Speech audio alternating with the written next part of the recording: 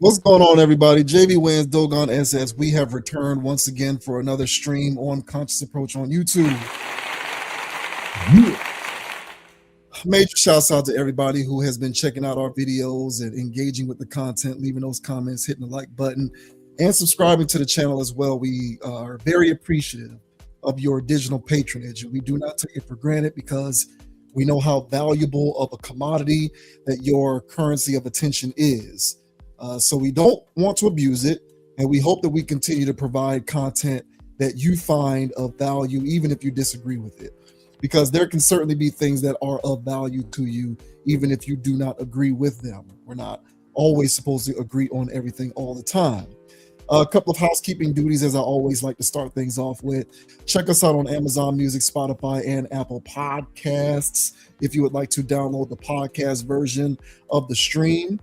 You can also check us out on Instagram and TikTok at Conapproach, CONAPPROACH. So we just want to be available in all places possible, depending on your needs, your schedule, or your media consuming habits. So we just want to put that out there, but we're going to go ahead and get right into it because we have some interesting things to talk about tonight. The first thing that we are going to discuss are interesting comments made by J.Cole, in which he talked about not allowing his children to listen to some of his favorite hip hop songs because of their suggestive nature. So J. Cole is about to go on tour, I believe. He released his last, what is supposed to be his last album, The Fall Off, last month. And I'm gonna be honest with you, I was a little thrown off by this. I didn't even realize that this thing had came out. I listened to it for the first time like a month after it came out. It came out like February 6th or something like that. And I just listened to it for the first time like a week ago. So I'm not exactly sure what happened. Maybe I'm just losing more and more touch with what's going on in the streets. But I listened to it, and it's a J. Cole album. That's the most that I'll say about that. Damn, what that mean? It just means it's a J. Cole album, He's a tremendously gifted rapper. I just don't necessarily like sonically a lot of his direction, but his abilities are undeniable. So I can't say that it's bad or good because it's music, and music is subjective.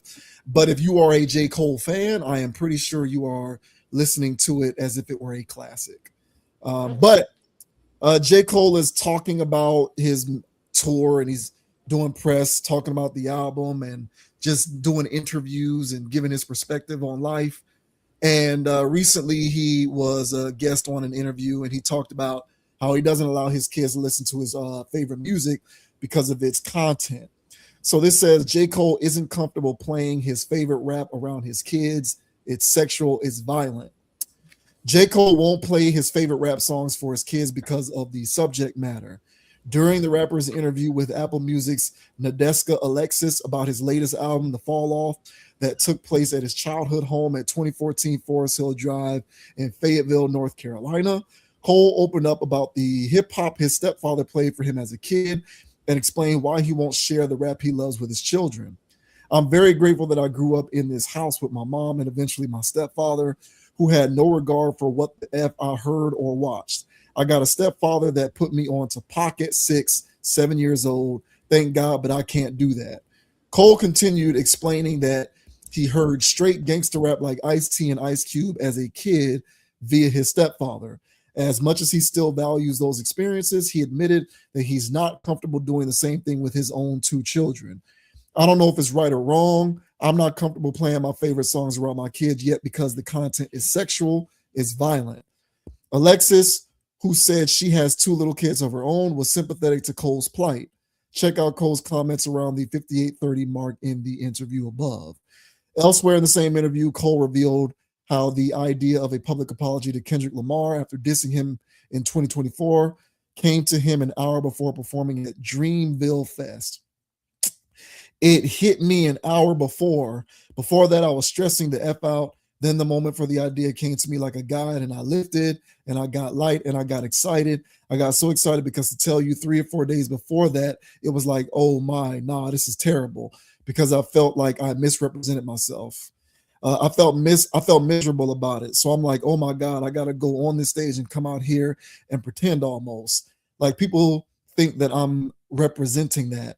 Might Delete Later had just dropped. The drama of all of this is the biggest news happening, and I'm coming out as a representative of what the F they just heard. So there was him going off into talking about him apologizing to Kendrick, but he is saying that he does not play his favorite music around his two kids because it's sexual and violent, and he's conflicted because he doesn't know if it's right or wrong. But for him, he's opting to not do that the way his stepfather was doing for him. So, what's your take on what J. Cole had to say? I understand it. You know, the music is very suggestive, as you mentioned, with the violence and the sexual content. So, um, when you're raising your youngin, you want them to be in the right space mentally. You want them to have the right pictures in their mind, especially when they're young and developing. And if there's songs out there that are talking about popping box or selling rocks, either one of those, uh, it has the ability to create a world in their mind where that's what authentically represents them. And so the world is a lot more than popping box and selling rocks. So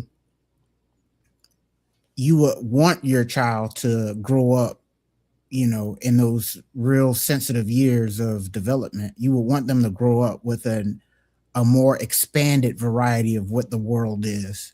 Therefore, it expands their ability to expand their reality. But when you're constantly listening to, murder, murder, kill, kill, or just music laced with expletives, it has the ability with those low vibrational songs to make them low vibrational people. So I don't think he's over exaggerating there. I think he needs to do what he feels like he needs to do, but I think that's accurate to not expose them to low vibrational anthems. And to go a step further, honestly, in this context, if it's not good enough to play for a kid who's young and developing, well, you shouldn't be listening to it either. Because the thing is people have an easier way to look at a child and see their innocence and say that they don't want to corrupt that. But they can listen to it because what you subconsciously you already think you're corrupted, or like what's going on there. If you don't want to corrupt your mental space of a child, then you wouldn't want to corrupt the mental space of yourself as an adult. So I think it goes both ways. I don't think it's just one thing that you would have to monitor from your kids. It's something that you got to monitor from yourself, because the music industry is doing what it's doing and has been doing what it's been doing for as long as it has been doing, to make sure that people stay in the same vibrational loops that they have been in the last, half century. So, yeah, I agree with him, but I would just take it a step further. If you really about that life, J. Cole, um, about of monitoring what your kids are listening to as far as your favorite tunes, maybe they shouldn't be your favorite tunes anymore. And also, while you're at it, make music that I'm sure the fall off is doing this. Okay, guys, but make music that you would be proud to play in front of your kids. Because at that point, if it's good enough for a child, then it should also be good enough for you. So, what are your thoughts, man, on J. Cole? Making sure that his kids aren't listening to his favorite rap tunes with all the crazy lyrics. What are your thoughts, bro? I agree with him. I think at this point, with the fact that the music has become increasingly pervasive over time, I Mm-hmm. think it is necessary for people in his position to monitor and mitigate their children's consumption of it, if for no other reason than the fact that when humans are young and their brains are developing, they are more prone and susceptible to outside messages having a profound impact on future behavior, future behavior that is going to be difficult to overcome or break if it sets in stone for a long enough period of time. So yeah, I think that it is. I think that if you have to take that step, it is necessary. I do find it odd though. It has to be odd, and I don't know what this is like, but I'm only imagining that it has to be odd to create content that you wouldn't want your children to see you in until they reach a certain age.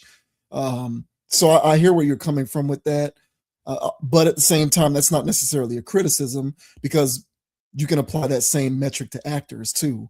Because there's actors who perform in movies that I'm pretty sure they don't want their young children to see until they feel as though they're mature enough to understand the various themes inherent in said art. So I'm not just trying to apply this specifically to rappers. I think that something like that goes across the board in terms of art and entertainment. I'm just saying it must be an awkward thing to have to figure out how to manage. But these days, when it comes to this music stuff, I think it has to be treated the same way that you would treat trying to guard your children against the harmful effects of like other damaging things that are problematic if exposed to at too young of an age, like sex, drugs, and alcohol, for example. I kind of feel like music is in many ways just as much of a narcotic as all of these other forms of distraction that we talk about. Like as a parent, I'm pretty sure because I was a child myself, obviously, and my parents dealt with this with me. How do we ensure that we are giving young JV Wins the freedom to play Super Nintendo, but also making sure that he doesn't spend 12 hours a day in his room and that he's actually going outside to touch grass and to socialize with other kids and to pick up a basketball? Like, how do we maintain that balance? And, you know, I'm pretty sure any parent is going to find it problematic if they realize that at a certain point, their young kid spends 8-9 hours a day playing PlayStation 5 and not going outside and touching enough grass. And so you're probably going to figure out ways to mitigate your kids' video game consumption so that you can try to ensure that they have more of a well-rounded, balanced approach to living life. And, you know, I use the expression touching grass because that's something that you'll see a lot on social media, but touching grass is just a phraseology that is used to describe getting out of your bunker, and actually being a part of the world and figuring out ways to be constructive within the world and to contribute to society. So if you are a caregiver or a parent and you would feel some type of way about your kid spending way too many hours playing video games, I think that you should I think you should also be guarded against your kid listening to too much of this music. If you would feel some type of way about your kid being introduced to alcohol at too early of an age, you should probably feel some type of way about your kid being introduced at too early of an age to this music. Same thing with the drugs. If in a perfect ideal world, your kid would not be introduced to substances until they reached a certain level of maturity to be able to handle that kind of stuff responsibly, then you should probably also treat the music the same way. And I think that a perspective like this is often flippantly disregarded by most people because they just don't think that music should be put in the same category as these other influences. But I disagree. I think at this point, it should be put in the same boat because I think it has just as much, if not more, of a profound impact on influencing future behavior. So if your strategy is to keep the kid away from the music because of that, then I think that you are well within your right as a parent to make that decision. Take it from somebody who has firsthand knowledge of this. I am almost 40 years old, and I can attest to the fact that to this day, I am still dealing with certain paradigms within me that I am trying to overcome, that in my rudimentary skills trying to psychoanalyze myself, I can trace back to various things that I was introduced to at what I think was too young of an age, the music being one of those things. And so now, as a fully grown adult who's realizing some of these things, I'm trying to figure out how I can best and most effectively overcome them. And I don't think there's anything wrong with a parent saying, I'd rather not set my kid up to have to deal with those kinds of challenges later on in life if I can prevent it. So I'm here for this. Good luck to him, because he continued. Well, like I said before, this apparently is his last album. We'll see if that is true. A lot of these rappers do talk about retirement and then they just come right back out. They come back out of retirement. So we'll see if that's true. But as it currently stands, he has an entire catalog of suggestivism. Even albeit it is J.Cole, and I'm not trying to put J.Cole into the same bucket as 21 Savage. I'm not saying that they're the same kind of artists, but be that as it may, there are a lot of suggestive themes inherent in a lot of Cole's music. And so he's going to have to keep his kids away from his own stuff for quite a while, I would imagine, before he feels confident in allowing them to be introduced to it responsibly. So I don't blame him, but to your point, and I'm inclined to agree with that, maybe he is in need of a paradigm shift of his own, but we'll see how that pans out. Yeah, man, kids are changing. So, his perspective is probably definitely has changed since, he's raising kids of his own, and he's finally starting to see that, I don't want to do that. I don't want to introduce that. So he's probably just now, coming across this possibly. But this speaks to what you talk about as far as what we call our culture, and that hip hop is culture. Yeah. And a real culture, what it does is it has, guidelines, principles, laws, if you will, that the people live by. And if hip hop is your culture, then you shouldn't ban your children from, I'm saying him per se, but you shouldn't ban your kids from the culture, any part of it, because culture is supposed to help grow them. And so much like how we were talking about with Atlanta, just talking about that Magic City is Atlanta culture, then, then at that point, then it is, why block it from the kids? So whenever you're claiming that something is culture, that means honestly, it should be child friendly too. Because at that point, culture, what it does is it cultivates young people into the adults. So if these are the songs that made you, the man that you are today, why block it from your kids? Are you ashamed of parts of the man that you are today? If so, then you would be ashamed to play these songs.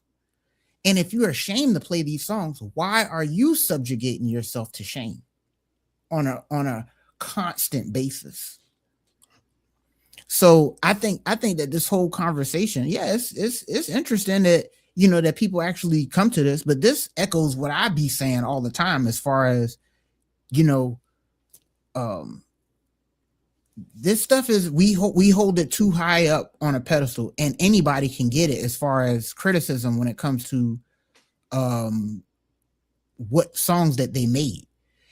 It was one day I was when I was at FAM, and it was like some conversation we was having about, manhood and blah, this, please. And we lost. Your Dogon froze up a little bit. Snap. Yeah.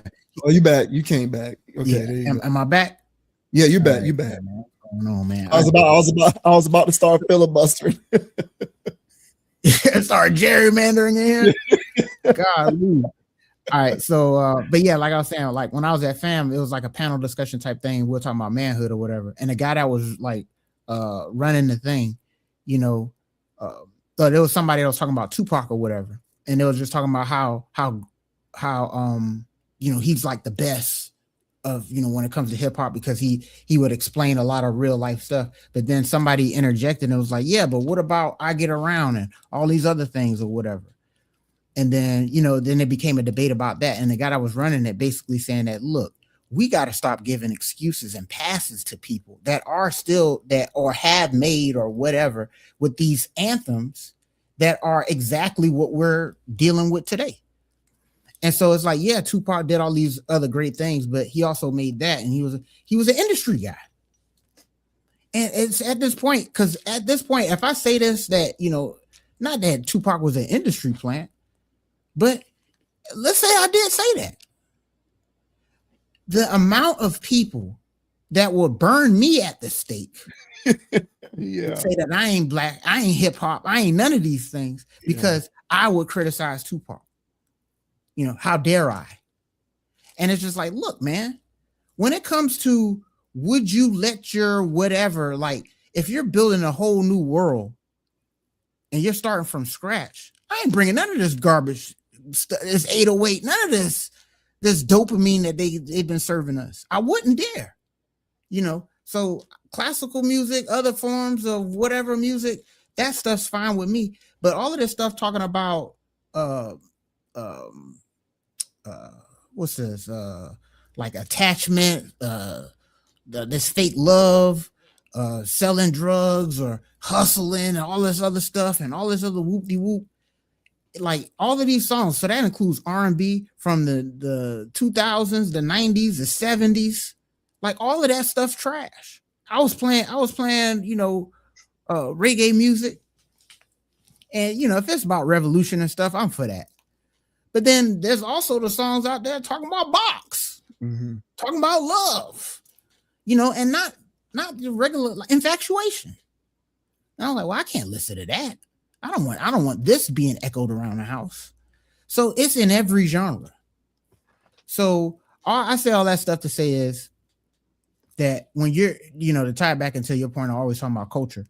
If you want to claim this stuff as your culture, then you're claiming Sexy Red. You can't just compartmentalize. It's all part of the same thing. If you don't like that part of it, don't call it part of your culture, because it's not. You know, and your culture should be a thing that teaches young people how to be awesome adults, not how to pop box and sell rocks. So, but yeah, I'm with J.Cole. You know, I'm with you, man. But I think that this is a conversation that more people need to have. You know, and maybe we wouldn't have as much degeneracy as we have now. Yeah, I agree with all of that. That's you know, and I don't need to get into it again. I've said it 1,000 times. That's one of the primary reasons why I eventually, because I didn't always think like this, but eventually I came to a point in which I started to feel more and more uncomfortable with the persistent idea that hip hop was synonymous with Black American culture. Because what that told me, in essence, was all of the themes inherent in the music are also synonymous with my culture. So I am therefore led to believe that the hypersexualization, the normalization of sex working, you know, the dismissiveness towards family households, the street hustling, drug selling, the violence, those also are now synonymous with my culture, because those were the dominant themes inherent in the music. Therefore, those themes are synonymous with my culture. And I've always been uncomfortable with that. And I think most people understand that there's something a bit off with that. Hence why you feel emotions as to whether it's questionable to play the music around younger generations. Because to your point, if it was kosher, you wouldn't care. And I've always wondered, how is this going to play out? Because like my parents didn't listen to this. Like my parents personally, I didn't have rap being played in the house because that wasn't my parents' generation. That was starting with like my brother's generation, like the Gen Xers. So I've always wondered, like, as these generations get older and they start producing humans of their own, how is this going to work? Are they going to be playing this in the house? You know, like I used to think about that growing up. Like, are these younger people who are now having children and producing the next generation, are they going to be playing like Tupac and Biggie and Jay-Z and Nas and Trick Daddy and all of these other, and Scarface and 8 Ball and MJG. Like, is that stuff going to be played in the house the same way my parents were playing the same way that my parents was playing Gap Band? I've always wondered that, because one would surmise that because that is the consumption of music of their generation, that particular practice is going to continue, where that will be played in the house. And how can you, as a responsible parent, just be dismissive towards the idea that there are potential problems with blasting that around a developing mind? Correct. And I think, and like I said, I think most people who are responsible parents and responsible caregivers understand that there is an aspect of that is at the very least somewhat inappropriate. And so they experience conflicting emotions when it comes to playing it around the kid, which is why, to your point, we should not be embracing that wholly as culture. Like, at the most, it should be an aspect of it, but it shouldn't encompass your culture in totality. Because if you go to a lot of these other countries where music is ingrained in the culture, and it's an actual culture where there are consistent rites of passages and customs passed down from one generation to the next, the music is a part of that, and the kids are involved with the music too. Exactly. But I can't see a world where it makes sense for a 5, 6, 7-year-old kid to be rapping Tupac. I think that that's inappropriate. So I hear where you're coming from, and it's a very interesting dynamic to see play out. But if I was in his position, I'd personally do the same thing. Like, I'm not going to expose my young developing mind to this music at all. Like, I'm just not going to do it. It's too suggestive. It's problematic. And anybody who just thinks that it's so willy-nilly laissez-faire, I beg to differ. And like, I've seen firsthand, people raising young kids playing this kind of music in the house. And you can see seeds of the very same behavior, the very same self-destructive, undisciplined, chaotic behavior that you see inherent in the parent. You can see seeds of it being planted in the kid. Absolutely. So it goes without saying, man, and I don't blame Cole for thinking like that one bit. But I also agree with you. I'm pretty sure if you strap a polygraph to him and ask him if hip hop is his culture, if he said no, the polygraph would be going like this, because he'd be lying. He believes it is his culture. Exactly. So, bro, you got to reconcile that, because if you truly believe that this music is your culture, then the standard rules of culture would dictate that there's nothing wrong with playing it around your kid. Yes. 100%. So either there's nothing wrong with playing it around your kid, which you don't believe because you're not doing it, or you need to take a greater look at what's going on here and why it is that it's not the best representation for your kid. 100%, man. So, hey, honestly, bro, if it's not good enough for your child, it shouldn't be good enough for you. Period. So that's with the food too. I'm not gonna give them, McDonald's. No, McDonald's nuggets. Oh, okay, so you better not be eating it. I'm not gonna. Hey, we're only gonna be drinking this, or we're only gonna. But you can drink soda. So the hypocrisy. At some point, they're gonna see what you're doing anyway, and get on your boat. So if it's not good enough for a child, then rebuke that part. And so that goes with everything. So yeah, I'm with him on this, man. So I think it's a conversation that's need to have more nowadays, man, because that stuff slipped right by the goalie, man. But you'll see, you've seen, we've all heard about the Diddy parties, and we've already heard what goes on with the industry for the most part when it comes to these guys that get on, and a lot of them had to do backdoor shenanigans. You know what I'm saying? No pun intended there. And so same thing goes with the movie industry. So you're dealing with two major industries that do these strange things. That's part of the culture there.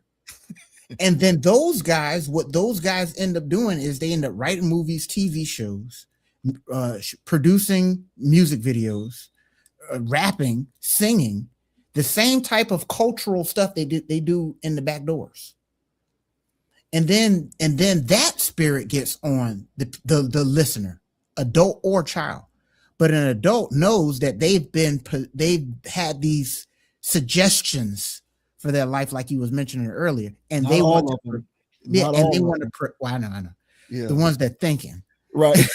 and then they don't want to then pass on that same thing that they've been struggling in. Well, where did that stem from? It stems from this hierarchy of foolishness, and we're always blaming the music industry or whatever. Yeah, the music industry has set the standard of what this quote unquote culture is. So the whole it runs the whole thing. So you can't just be like, oh, this or that, or this one song or whatever. Quite frankly, you need to throw the whole damn thing in the trash, to be honest with you, because you can span the genres, whether it's country to rock and roll. All right, it's all degeneracy, and now we're wondering why people cut you off and so crazy in the streets. It's because everybody's getting levels of programming. So this is the hip hop version of it, but there's other versions there's K-pop versions of it now. So it's all over the place. Yeah. Shouts out to Cole. Good luck on his journey as a father. Hey, man. Certainly not going to take that away from him. Everybody deserves to find moments of clarity and to move their lives in accordance with those moments of clarity. But it's, I hear where you're coming from, and I do agree. I didn't think about that initially, but that is true. If it's not good enough for the kid, it also shouldn't be good enough for you. So exactly. We'll see how that plays out, man. But shouts out to him, and I hope it works out. But if he comes out of retirement, I'm telling you right now, he's going. Well, I don't know if he's retired. Like, there's a difference between being retired and not making any more solo albums. And as far as I know, The Fall Off is his last solo album. I don't know that means he's retiring. But if he continues to be involved in making music, I'm telling you right now, it's going to continue to sound the same. So, shout out to J.Cole, man. Yeah, shout out to Cole. Shout out to Cole.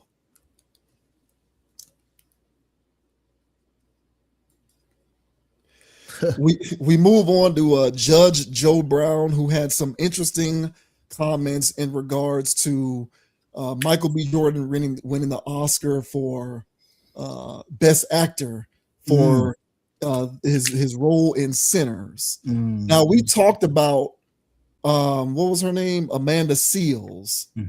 We talked about Amanda Seales criticizing Ryan Coogler, who's the director of Sinners, and Michael B. Jordan for attending the Oscars when the themes of their movies are all about bringing light to the idea of the assimilation of Black culture and appropriation of all those things.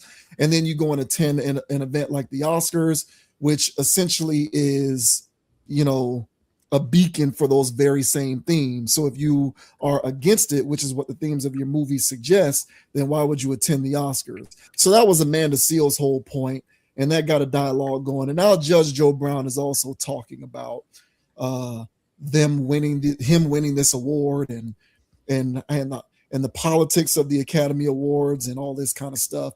So I thought that this was interesting. So this says Judge Joe Brown questions Michael B. Jordan's Oscar win. What difference does that make? Michael B. Jordan's first Oscar win is being widely celebrated, but former judge and TV personality Judge Joe Brown is pushing back hard on what the moment represents. Speaking on the Dana with the Data podcast, Brown made it clear he was not buying into the hype surrounding Jordan's Best Actor victory for Sinners. While he acknowledged the milestone, I'm happy for Michael B. Jordan. He's been in this business for 25 years. He quickly pivoted to criticizing the Academy Awards as a whole, calling them little more than good entertainment if you like that kind of thing. Brown went further, questioning the legitimacy of the Oscars and how winners are determined. He suggested the outcomes are predictable and shaped behind the scenes, saying if you want to find out who's going to win, you can go the week before and they'll tell you who. He also described Hollywood as a system that plays politics with awards, arguing that recognition often follows trends rather than originality. At multiple points, Brown downplayed the broader significance of Jordan's win, framing entertainment as a distraction from more pressing issues. What difference does that make in the scheme of things? So I actually have a couple of segments in this video that I did want to play here. So I do have the time stamp. So we'll start with the first one and then we're going to jump to the second one. So here is the first sort of section of this interview that I did want to play because I thought it was interesting. The Romans used to think that theater was useless unless it pushed something that promoted the purposes of Rome. So the question you have to ask is the same one. What purpose does the entertainment push? Now, okay, fine. All that other stuff about having a dream. It's like, okay, that, at this late removal in life, that kind of offends me that somebody should be talking about God is blessing somebody because they can make believe or come up with fantasy that distracts. Okay. Yeah, wow. What difference does that make in the scheme of things? Except it's entertaining sometimes. So is gambling. So is watching a football game. So is going out and playing golf or bowling or hunting or fishing. Except some of those sports have a greater utility and carryover into the real world that says, okay, this really counts. This will make a difference in what happens to you day after tomorrow. That won't. So that's why Rome had a certain attitude toward its entertainers, and we don't. It's also an exemplification of why we don't have any Thurgood Marshalls, Malcolm X's, H. Rap Browns, Frederick Douglass's, W.B. Du Bois, or anything like that. We've got a bunch of Cory Bookers, Maxine Waters, and Chicken George Sharpton, and what's his name? Pulpit Pimp, Pastor Bryant. Yeah, and all of that crazy bunch. And all right, so that was the first segment. And then here's the second one. This is the second one. Why I do respect Ryan Coogler and Michael B. Jordan, because they know that it's Hollywood, and they're saying, listen, I love what I do. It's a craft. I'm here to entertain, to be creative. A lot of it is with a message or whatever. They're not trying to be a savior for Black America or, someone of role models. They're basically saying, they're going to conduct themselves as men, respectful men, and just work hard. But it seemed like when you look at the media and all the outside noise, Hollywood itself, they make this fantasy narrative that is basically bullshit, So to your point, and this is why I wanted to play the Amanda Seales, even though, it was kind of drawn out. But at the end, she says, let me just say this. At the end of what she was saying is people still going to the Met Gala, and I don't know if you ever heard of the Met Gala. That's $50,000 plus a ticket. And then you got eggs costing $7, so the average person can't even afford eggs, but you wealthy Hollywood celebrities paying $50,000 plus to get dressed up to go to a Met Gala. So it's like, where's the priorities or responsibilities, or just having a reality check of what's really going on in the world? All right, so that was the second one that I wanted to play. So like I said before, man, we talked about this before, and we had some people on our last time that we talked about this with Amanda Seales, basically saying that we were like too hard on Ryan Coogler, of course, that our criticism was unwarranted. What have we done? They're doing this or that, and of course, all of that good stuff. Yeah. But yeah. So there's Judge Joe Brown and this woman here, Dana, with the data, talking generally about the merit of that award in the grand scheme of what's going on with the rest of the world, and then all of these other various themes, and then the idea that these movies are supposed to mean something. So what do you make of all this? Because I thought that this was interesting. People will still have that same take, about what have you done? They're doing this for the Black community. They would have that take whenever I would criticize Tyler Perry, years ago. And I think the tide is starting to turn on that. I think people are starting to recognize that. So this Coogler guy's new. He's new on the block, so he's going to get the grace from the people. Just give him some years. he's going to disappoint you. And I'm not trying to be a hater. This guy didn't get an Oscar for no reason. But I coming to whatever Joe Brown said, and shout out to Dana with the datas. I do subscribe to her channel. You know, she's entertaining to me in the sense that she has Joe Brown there, and their banter back and forth is comical. And Joe Brown just drops facts. So whatever Joe Brown got to say about stuff, I'm there for it. And this was no different as far as his factual drops here. What difference does it make? And at some point, you got to take a step back from being entertained all the damn time. Why is being entertained so important?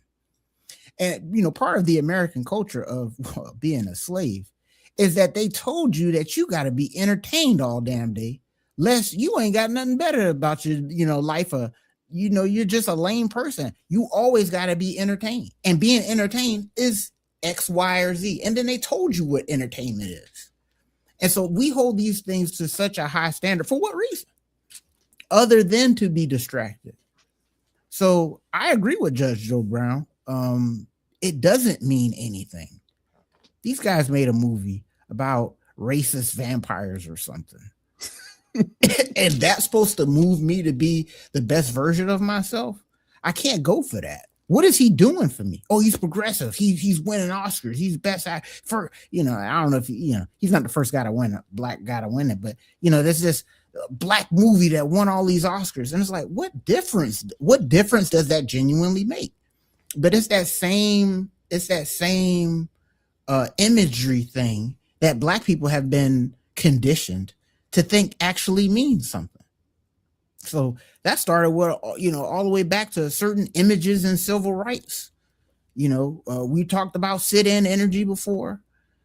It's that same level of theater showing you that there's progress in the world. Yeah. And so part of that theater is giving you certain images that feel good. And they're telling you all this stuff. So right now, this is nothing but a token feel good situation that's supposed to give you hope that changes around the corner, or changes actually here now, you know. But that's all it's doing. It's A, theater, and B is just hope. And hope don't pay the bills. I hope, you know what I'm saying? I can try to put hope on the line. They say enter another amount. They don't even let me put words. But I wish I could type hope in there. You know what I'm saying? They're not going for that. I need to pay bills. Things need to get done. Things need to get executed. And if you call this execution, these Hollywood elites getting a trophy, if you're calling that progress, then I don't know what I'm not here to debate with you then. Because that's the other thing too. You know, some people think that I actually want to debate about some of this stuff. Some of these things are already closed chapters. These are closed cases. All right. Some of these are still cold cases for some people. All right. For me, these are closed chapters, books. I reference stuff. You know, these things are already done. So Judge Joe Brown is coming from that same perspective of, I'm not here to debate or argue with you. This means nothing, you know. And if there's a artist out there that comes out with a black artist out there that comes out and sweeps the Grammys, you know, Kendrick Lamar, what does that mean? It doesn't mean anything, because he literally just did it. And what has that done? We've gone to war since then. So all of these images that they give people to keep people distracted in this Roman Coliseum, I'm not signing up for any of that garbage. It's completely bogus. And the things that they do, I wouldn't show my child. So I'm not going to sit here and say that that's benefiting my culture. That's going to benefit my people and benefit future generations from these guys winning an award for racist vampires. Sorry, bro. Not going for it. But what are your thoughts, man, on what Judge Joe Brown had to say, basically saying that Michael B. Jordan winning that Oscar means absolutely nothing in the grand scheme of things? It depends on your definition of progress. And I'm going to try and do a better job of articulating why none of this ever moves me, because apparently we didn't do a good enough job the first time. No, I'm sure. So let me try again. If these types of conversations are kept within the context of the entertainment industry, then I got no issues. So if how monumental these moments are was strictly kept within the context of how monumental it is for the entertainment industry, then you have no issues with me. But to Dana's point, and I agree 1000% with her, the internet and the media, the internet and social media and the mainstream media and the rest of these SJW snowflakes on the internet, they are always trying to force the idea down our collective throats that Michael B. Jordan winning an Oscar is somehow symbolic of world progress for Black people. Correct. That by the merit of these individuals winning these awards and these distinctions, that it somehow encapsulates progress being made on a worldwide level for Black people and equality everywhere. And that's where I draw the short straw in being one of the few people who are willing to say that's BS. I'm not buying that. See, for me, progress, like I'm a very simple, pragmatic person. I look at everything from a statistical and economic standpoint. Don't sell me on symbolism when it comes to progress. How is this factoring into bridging the generational wealth divide? Like, how does this show Black people are making more money? How does this show that Black people are jumping on the other side of the wealth gap? Because economics is progress. Economics is progress, not symbolism. I don't care that Michael B. Jordan won a trophy. I care about whether we have more Black people who are earning the cost of living or not. Where are the Black people in influential positions of power and influence and authority who are movers and shakers and making decisions on that level? When we can see statistically that is happening in greater numbers in mass, then you'll get me to agree with how the entertainment industry is factoring into the betterment of people overall and a push towards ultimate equality. But until I see these changes happening on a macro level economically, I'm not buying it. And this is just tantamount to symbolism to me. So that's the problem that I have, is whenever the media gets a hold of this and the entertainment industry gets a hold of this and social media gets a hold of this and tries to convince me that him winning this award somehow means that Black people are now doing better. I don't buy that. I don't buy that. And to Amanda Seals' point, and here's because I did a little research, right? So I did a little research, and I think the research that I did, it pretty much kind of sums up where Amanda Seals was coming from. So like I just looked up the biggest power players in the entertainment industry, right? And I looked at the leadership construction in those various organizations. So I looked at Universal Pictures, and the CEO of Universal Pictures is a woman named Donna Langley. That's a white woman. There are 20 total people in leadership positions at Universal Pictures. Only one of them is Black, and only 2 of them are not white. I looked at Netflix. Netflix is run by a guy named Reed Hastings, a white guy. There are 21 total people in positions of leadership.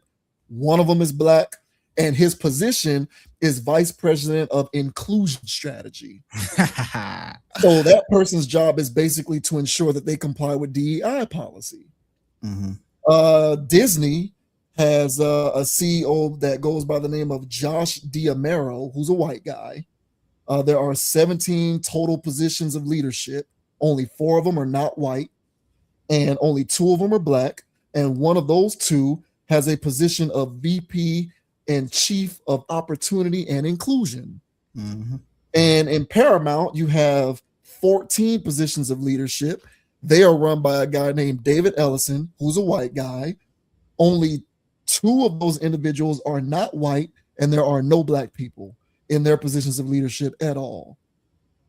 The movie studio that actually financed the movie centers, the movie that we're talking about here, this movie that's supposed to be bringing us to the light, right? That was financed by Warner Brothers. Warner Brothers is run by a guy named David Zaslav, who's a white guy. There are 20 total people in positions of leadership. Only 2 of them are not white, and only 1 of them is black. So that's what Amanda Seales to me was talking about, in my opinion. Like, the very studio that financed your movie is representative of the same inequitable power structure that has foundations rooted in the systematic way that this stuff is playing out today. And do you think any of that is going to change because Michael B. Jordan won Best Actor? Of course it's not. That's going to continue to persist. So as it continues to persist, why should I give a damn that they won that award or that it's somehow symbolic of progress in the world? It's not. The power apparatus is still in place. The people running this stuff still looks the same. Correct. And until you get that part corrected, I don't care about who's winning what awards. They'll give you awards to distract you away from the fact that they continue to run this stuff. And I don't care. This, to me, this isn't just about the movie industry. I'll say the same thing about the NFL. Like, I don't care about how many Rooney rules you try to enact or how many black quarterbacks. Like, I don't care how many black quarterbacks there are starting in the NFL. Every owner, with the exception of 1, is a white person in the NFL. So until you rectify the power structure in place, it's not going to fix it.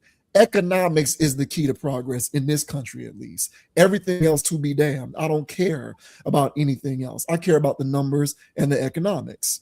Who's running the companies? Who's doing the hiring? Who's setting the company cultures? Who's the one signing the checks? As long as those individuals don't look like a black person, I don't care that they're awarding black people with awards. All that means is there's maybe progress being made within the context of who we're recognizing in those industries. But that doesn't have a trickle-down effect to what's going on in the streets. So why do I give a shit? Exactly. Why do I care? But what these individuals are trying to force down my throat is that there is a trickle-down effect, that somehow is creating a better world for the rest of us. That's not creating a better world for the rest of us. What's creating a better world for the rest of us is if there are more black millionaires and billionaires and CEOs. That's what I want to see personally. And until that is the case, until there's a black person running Paramount, Netflix, Disney, Universal, or Warner Brothers, I don't care. Until there's more of an equal share racially in terms of who makes up the leadership structures of these organizations, I don't care. And even though I didn't go into the weeds with looking at who are all the shareholders for these various corporate conglomerates, I feel very confident in saying the vast majority of the people who own shares of this company enough to be rich into perpetuity look a certain kind of way.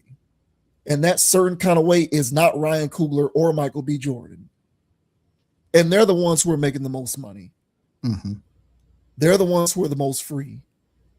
So miss me with all of this garbage, honestly. And I'm not criticizing Michael B. Jordan. I'm not. And I'm not criticizing Ryan Coogler. What I'm criticizing is the internet and these SJW snowflakes and the entertainment industry who year after year, every time a black person gets thrown a bone in terms of recognition, are trying to convince me with a straight face that we're one step closer to the world being a better place. That's what I'm going after.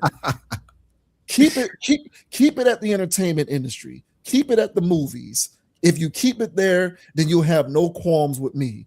But the second that you branch it outside of that and want to convince me that this is somehow symbolic of the world being made better, I don't buy it. I don't buy it. And so that's why I was kind of on board with what Amanda Seales was talking about. Because these people will be the first people to try to tell you that they're contributing to creating a better world. Meanwhile, these are the people who are running this stuff. Exactly. And these are the people who are making the money. And these are the people who own most of the shares. So how better for who? That's what I'm trying to figure out. I don't buy it. So I co-signed what Judge Joe Brown was saying, and I co-signed with what Dana was saying. I co-signed both of them. Yeah, man. Hey, and I co-sign you, bro. Surprise, surprise. But hey, listen, man.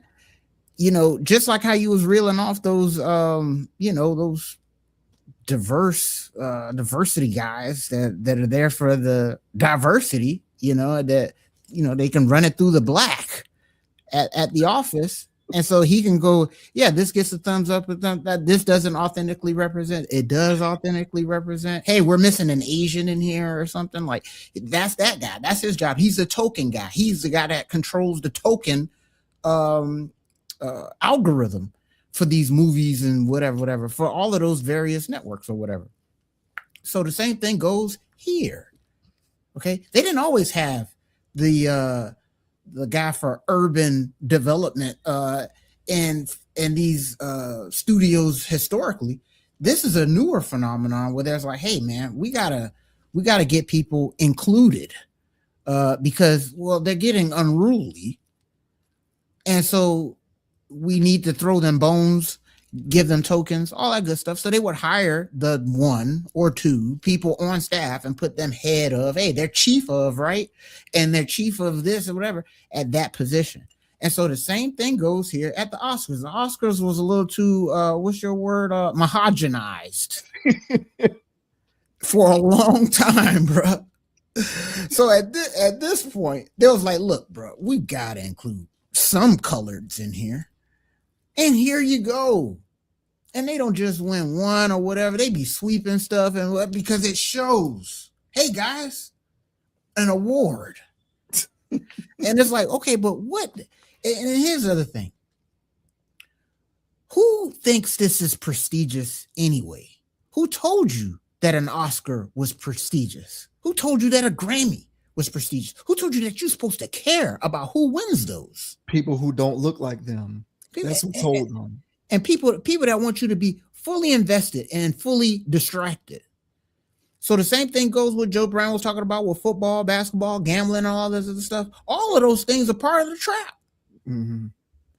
Because I told you, man, when I was growing up, I'm sitting there studying the back of cards, learning people's stats, how many times they've been to an all-star, how many rebounds per game they had, how many this, how many points per game. Like, I'm sitting there, so I can go to school and debate with other basketball people and other stuff. So I'm more informed, and I'm spending all of my energy on basketball stats, all this other fun stuff about basketball and football, honestly. I'm doing all that. I even dabbled in baseball. I'm doing all of this stuff. And instead of me trying to find a way to get my personal community, my family out of struggles, I'm invested in nothing. Absolutely nothing. I'm spending all my time, energy, and hobby, all this, and learning all this useless information. And they got whole groups of people out there that are diehard fans of this and that. Hey, man, I'm Kane, bro. But at the same time, once you realize that all of these distractions literally mean nothing, I think it's really going to hit home. All right. When actions that are going on overseas that we only see on our phone are happening here, and you really don't have drinking water, when you really just saw a bomb go off in a building somewhere, the grocery stores are closed. I don't think those stats matter no more. I don't think Michael B. Jordan's Oscar matters anymore. I don't think the fact that Coogler is the new up and coming, none of that matters. And that's what he means by the greater scheme of things. If you want to sit here and debate about the progression within the industry, who gives a damn? Right. But that's the only way that those conversations to me make sense is if you keep it within there. But even then, yeah, you're right. And it does not represent anything in terms of boots on the ground improvement in the world for the people that these individuals are supposed to represent. Yes. It's not doing it. It's a distraction 100%. And that's my whole thing. That's why I roll my eyes. I don't care about Michael B. Jordan's Oscar. I don't care. And I'm sorry if there's Michael B. Jordan fans. I'm sorry if Sinners was your favorite movie last year and you really do in your heart believe that this is like something that's is good for the world. It's not.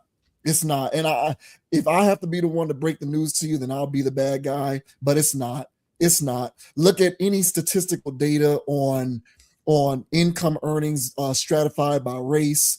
Look and see who's earning the money. Look and see who's on the other side of the generational wealth divide. Look at who's making under the 6-figure gap. Look who's earning them. Look who's in positions of leadership. Look who's the CEOs of companies, Fortune 500, Fortune 200, 400, 300. Look up any of these data and statistics and measurements, and that will tell you the story behind what's going on. And the Hollywood and the entertainment industry doesn't address any of that. The entertainment industry just address who it's willing to tolerate from a recognition standpoint. Yes. So just keep it there. Right. Keep it there. Right. Keep it there. But don't get on my timeline trying to convince me that this is changing the world for the better. It's not. It's not. But they'll keep doing it though. They'll keep doing it. There's gonna be some black movie that comes out this year that's gonna be up for a bunch of awards next year, and they're gonna be shoving it down my throat how great it would be that they won. Great for who? Why? To make you feel better? Because there's more non-white people earning awards in this weird industry? Right. It doesn't amount to much in terms of what's going on in the world. And as she talked about with the cost of goods and services, the cost of eggs, and you people are living in excess. And I'm supposed to champion that and feel proud? I don't care. I don't care.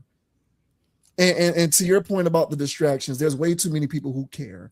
And I don't want to take anything away from this. Sounds like I'm going at Michael B. Jordan, and I get that. And I'll take in that smoke if necessary. I'm not really doing it. What I'm going at is the people who are too emotionally invested in this. And I'm also going at the narratives that are created by mainstream media and social media and the internet world that is trying to convince me that this is something that it's not. That's really where my like laser pointer is aimed at. Because I'm not buying any of this stuff. Show me the data on the numbers in the economics. I'm a numbers guy. I'm an economics guy. I want to see how this is trickling down to more black people making more money, to more black people being financially free, to having less open collections, to being able to easily purchase a home and create pathways for generational wealth. How does Michael B. Jordan winning an Oscar lead to that? Because that is what changes the world, not people winning trophies. Correct. Hey, and last thing I'll say, man, is and by the way, I am personally attacking Coogler and Michael B. Jordan because I don't care about these guys. It extends to me about them. I personally. So the thoughts and views reflect me and my give a damn list because I don't care about these guys. But I would say this. People will say, oh, yeah, they were sitting there and it was exposing this. It was exposing that in the movie. And then they want to do all these deep dives and all of this of what these symbolism means. And that's all it is, man. That's all it is. It's a motion picture. Okay. And some of those confirmation biases, that's a good itch to scratch. So I ain't here to do that because I do that with a matrix all day long. All right. But I'm here to tell you this also is that they expose themselves a lot anyway. In these movies. So you ain't saying nothing about Eyes Wide Shut. That exposed a lot more than racist vampires. But what good does that exposure do for anybody? It hasn't done anything. Exactly. No, I'm asking the question obviously facetiously. But like what good does that? Because I do believe that people would say that. Same thing with Get Out. Like, people saw Get Out and they lost their minds and they were like, yeah, they telling the truth. Y'all better get woke. And my whole thing is like, what good does that exposure do to anybody if, to Amanda Seal's point, they still care about getting awarded by the same infrastructure that is a part of the perpetuation of said assimilation? Yes. And number two, the very movie was financed by a movie studio. I just gave you the personnel descriptions right here. The movie studio that financed this movie that is about not allowing your culture to be assimilated was financed by a company that has 20 people in positions of leadership, only two whom are not white, only two who are not white, and no black people. What statement are we making here, guys? That's all I want to know. if, like I said, if we keep it within entertainment, fine. I don't care, so I'm unmoved by it. I'm not gonna be somebody who is gonna run with a picket sign championing the movies. I don't care. I don't even watch movies like that anyway. But this idea, and I get hit with this every year, this idea that it somehow means something bigger for all the rest of us. Get out of here. It's ridiculous. Hey man, that's what I'm saying. So, have at it. These people, the industry is what it is. It's just it's an industry, and it's a well-oiled machine, and they know what they're doing. And part of the movie industry now, they've extended the acting to the Oscars. So I'm sure they've already been doing that, but lately they're actually, doing, live acting at the whole Will Smith thing, to me, that's acting at this point. You know what I'm saying? And we didn't cover Tiana Taylor losing her damn mind out there, but Tiana Taylor loses her mind out there or whatever, because all of these people are act, and then they never stop. So part of the act to keep you distracted is winning an award. And I'm sorry, man. Like I said, they expose themselves. So Eyes Wide Shut, that was a documentary, and that was done by non-Black people, and they're exposing what the industry, not per se the industry, but I'm sure that it goes on in these Hollywood parties. And Coogler's and Michael B. Jordan's attend those so they can get awards. Because this is how they do things. This is how they keep people distracted and keep them off their square. So I'm not going to sit here and act like Coogler made it off merit. Michael B. Jordan made it off merit. If you want to call merit the casting couch, then say that. But keep that contained there. Just like you should keep that award contained in the entertainment field. Yeah. But I'm not going to sit here and go, oh, yeah. No, man, you're not getting produced by these big old companies with diversity people who are experts, who are sit there to do whatever. These are calculated people. So they're not exposing anything. So, hey, man, but again, the debate aspect of it is, hey, man, you're attacking her. What have I done? What have I done? Okay, this ain't about me and them.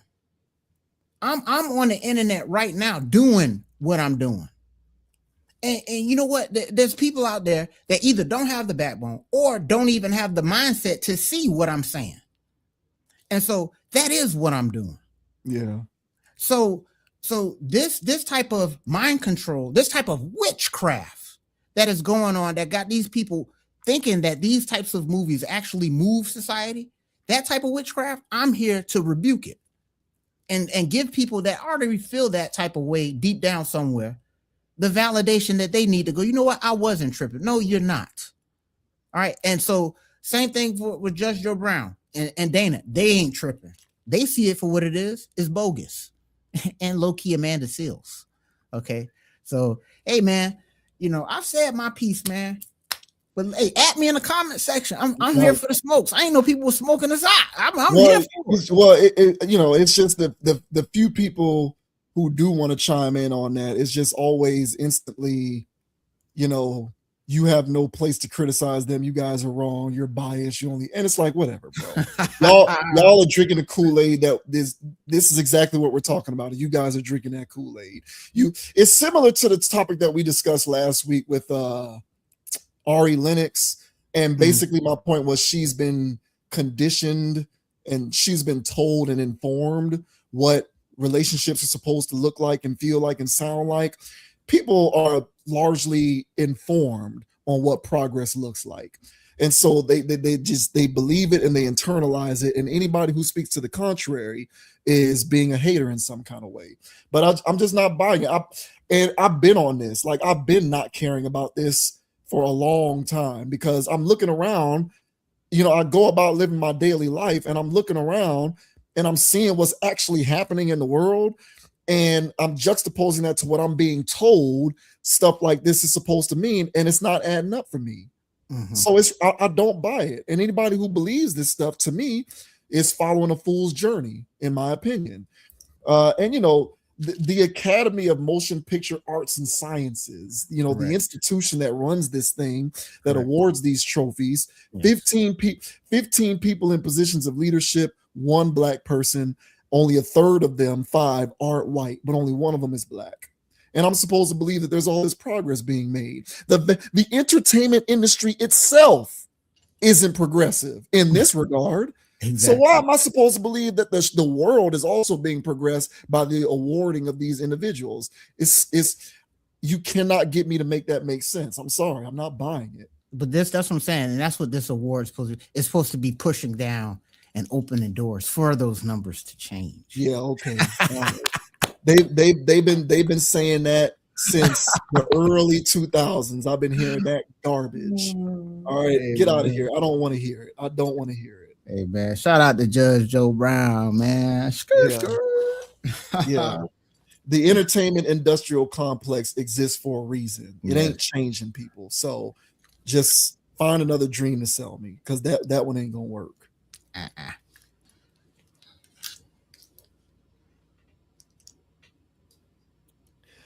Now we move along to our next updated report on the continued degeneracy of the Western world. This is a running theme on the channel, and so every now and again we like to update everybody on how pervasive this whole normalization of sex working and explicit content continues to become. This time we're talking about a Christian youth camp in Texas that was discovered to have there's been a mismanagement of funds for the camp on the part of the director, who is discovered to have used a lot of those funds on OnlyFans. Go figure. So this says Texas Christian camp director pleads guilty to using camp funds on OnlyFans.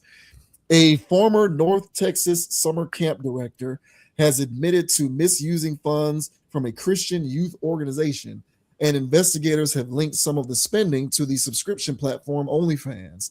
Fox 4 reports that Blake Bowman, who led Camp Thurman in Pontego, Texas, pleaded guilty to felony charges tied to the misuse of camp money over a 2-year period. According to court records, Bowman diverted funds between 2021 and 2022 while serving as executive director of the camp, which sits just outside Arlington. Prosecutors traced more than $1 million in transactions connected to accounts under his control, though the exact amount allegedly taken or misapplied has not been finalized. Authorities said Bowman linked his personal PayPal account to the camp's bank account and used camp-issued credit cards to cover personal expenses. Camp Thurman, a long-standing Christian summer camp founded in 1969, has grown from a small operation hosting a few dozen children into a program that serves more than 6,000 campers annually. Bowman had overseen the organization for 8 years and later worked as a teacher in multiple North Texas school districts, including Weatherford ISD and Burleson ISD, before resigning in August 2025. His teaching certification is now under review by state officials. Court filings also revealed that some of the misused funds were spent on OnlyFans subscriptions, an adult-oriented content platform. Investigators cited financial records tying camp funds directly to those transactions. In a separate filing, officials noted that Bowman made payments totaling roughly $2,800 back to the camp between March 2024 and May 2025, though the purpose of those payments was not specified. Bowman was initially indicted in April 2024 and arrested the following month. After posting bail, he was re-indicted in January 2025. As additional allegations surfaced, his guilty plea was entered without a sentencing agreement, leaving the final decision to the court. He now faces a potential sentence of 5 to 99 years in prison on each charge. So there you go. This guy Bowman here misusing funds from this Texas Christian youth camp. I wish they had disclosed how much of that money was spent specifically on OnlyFans, but be that as it may, there was money spent on OnlyFans that he stole from this camp in order to be able to indulge in those activities. So what do you make of this story with this guy being indicted? He's already pled guilty, so they traced the money back. There's no way of getting out of it. But yeah, he was engaging in all kind of chicanery. It's money from his youth camp.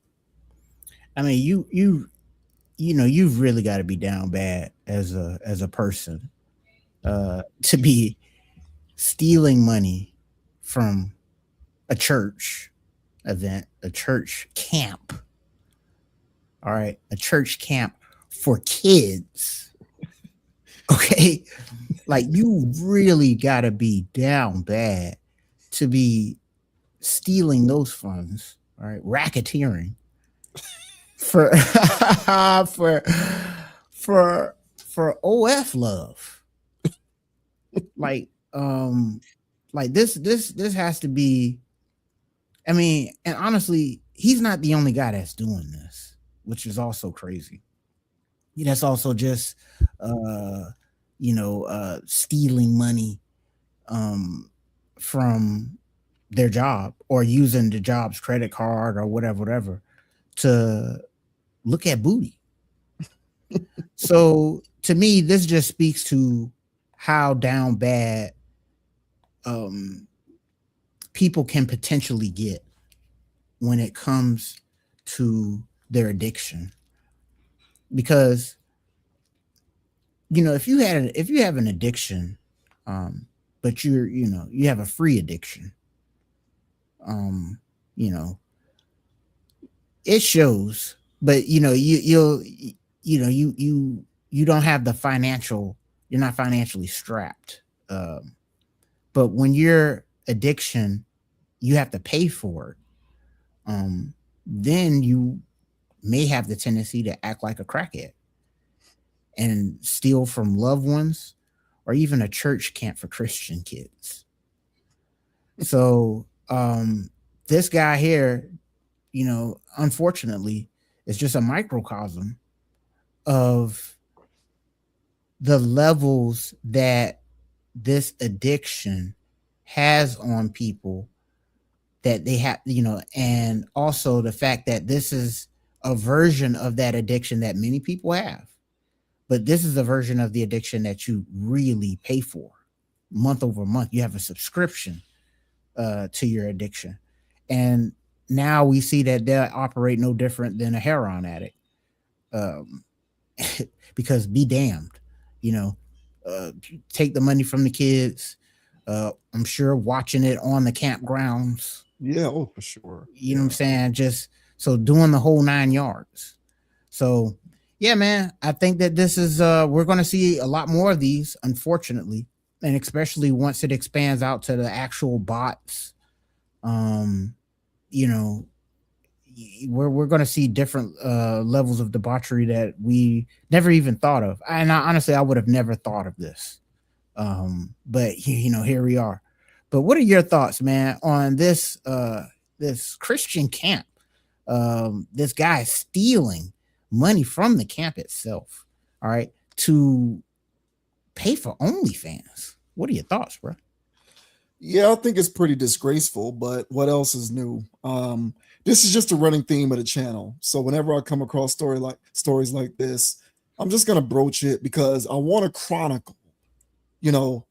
At this point, I'm just interested in chronicling how pervasive our allowance of acceptable mainstream normalized sexual degeneracy has to become before people are willing to draw the line and say, okay, we've gone a bit too far.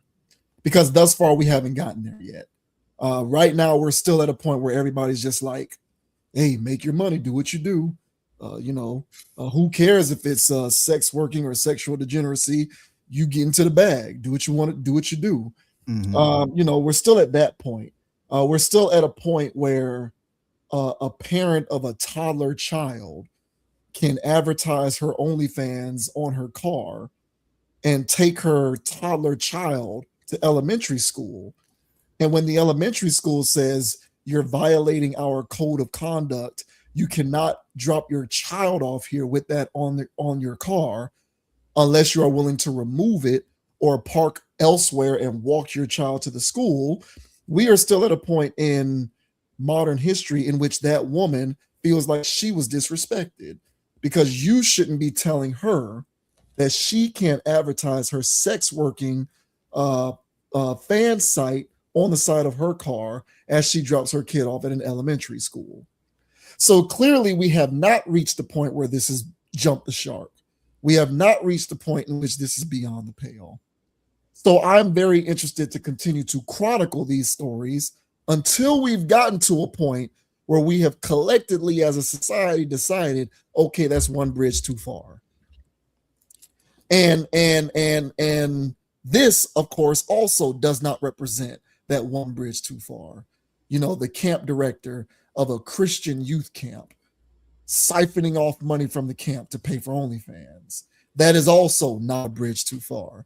So I'm just wondering when we're going to get to a point in which it is a bridge too far, because everything else around us is continuing to degrade to a point where we no longer maintain any semblance of standards or rules or structure.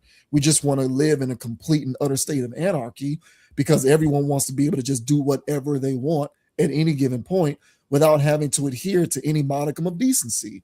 So long as you're getting money in the process. So long as that is the status quo and that's all we care about is just getting money in the process, I'm going to continue to talk about these things because I am genuinely intrigued and interested to learn what is going to be that defining line before people decide it's a bridge too far.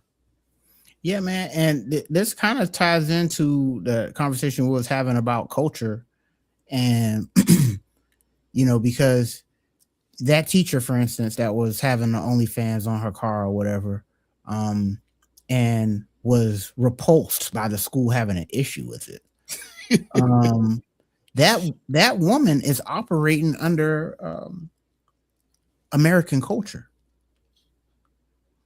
And, you know, the American culture of commercialization and, you know, debauchery. And I'm gonna tell you like this: everybody, what the things that constitute what makes a culture is people are still engaging in those things. See, when people think of culture, they think of, you know, tribal stuff, you know, grass skirts, loincloth, you know, dancing in circles and, you know, fire, you know, all of that stuff, you know, and, you know, unpaved roads. You guys get where I'm coming from. That's what people think of when they think about culture for the most part. There's other ways people think about culture, but they think about culture like that.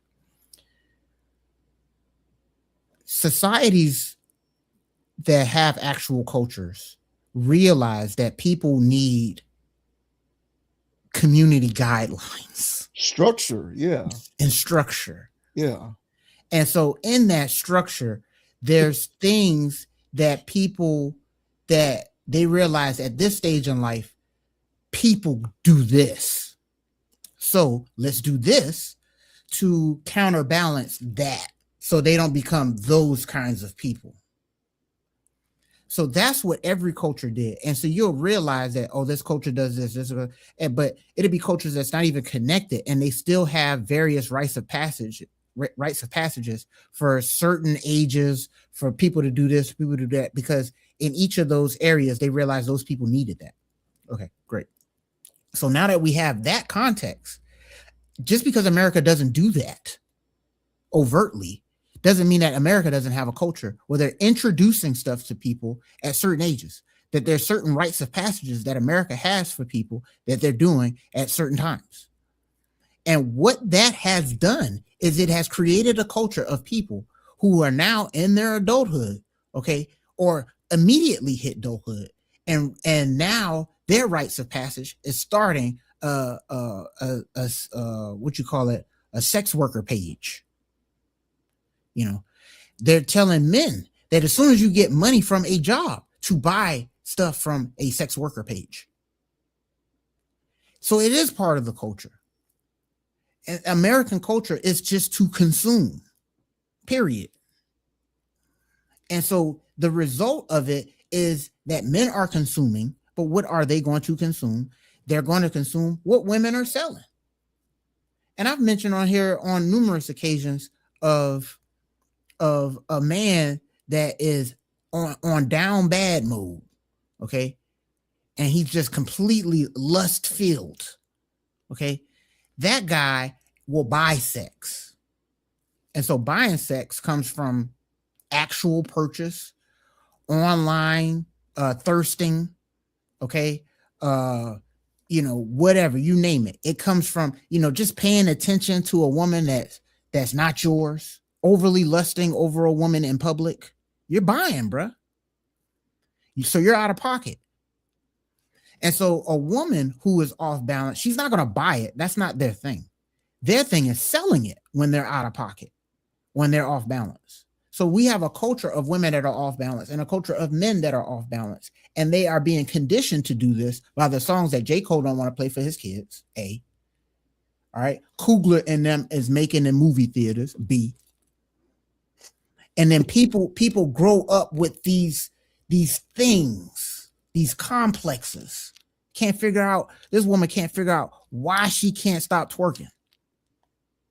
As soon as she cut on her phone, to shoot a video, or people are taking a picture of her, they'll take the picture and she'll still bend over and go, hey, and twerk.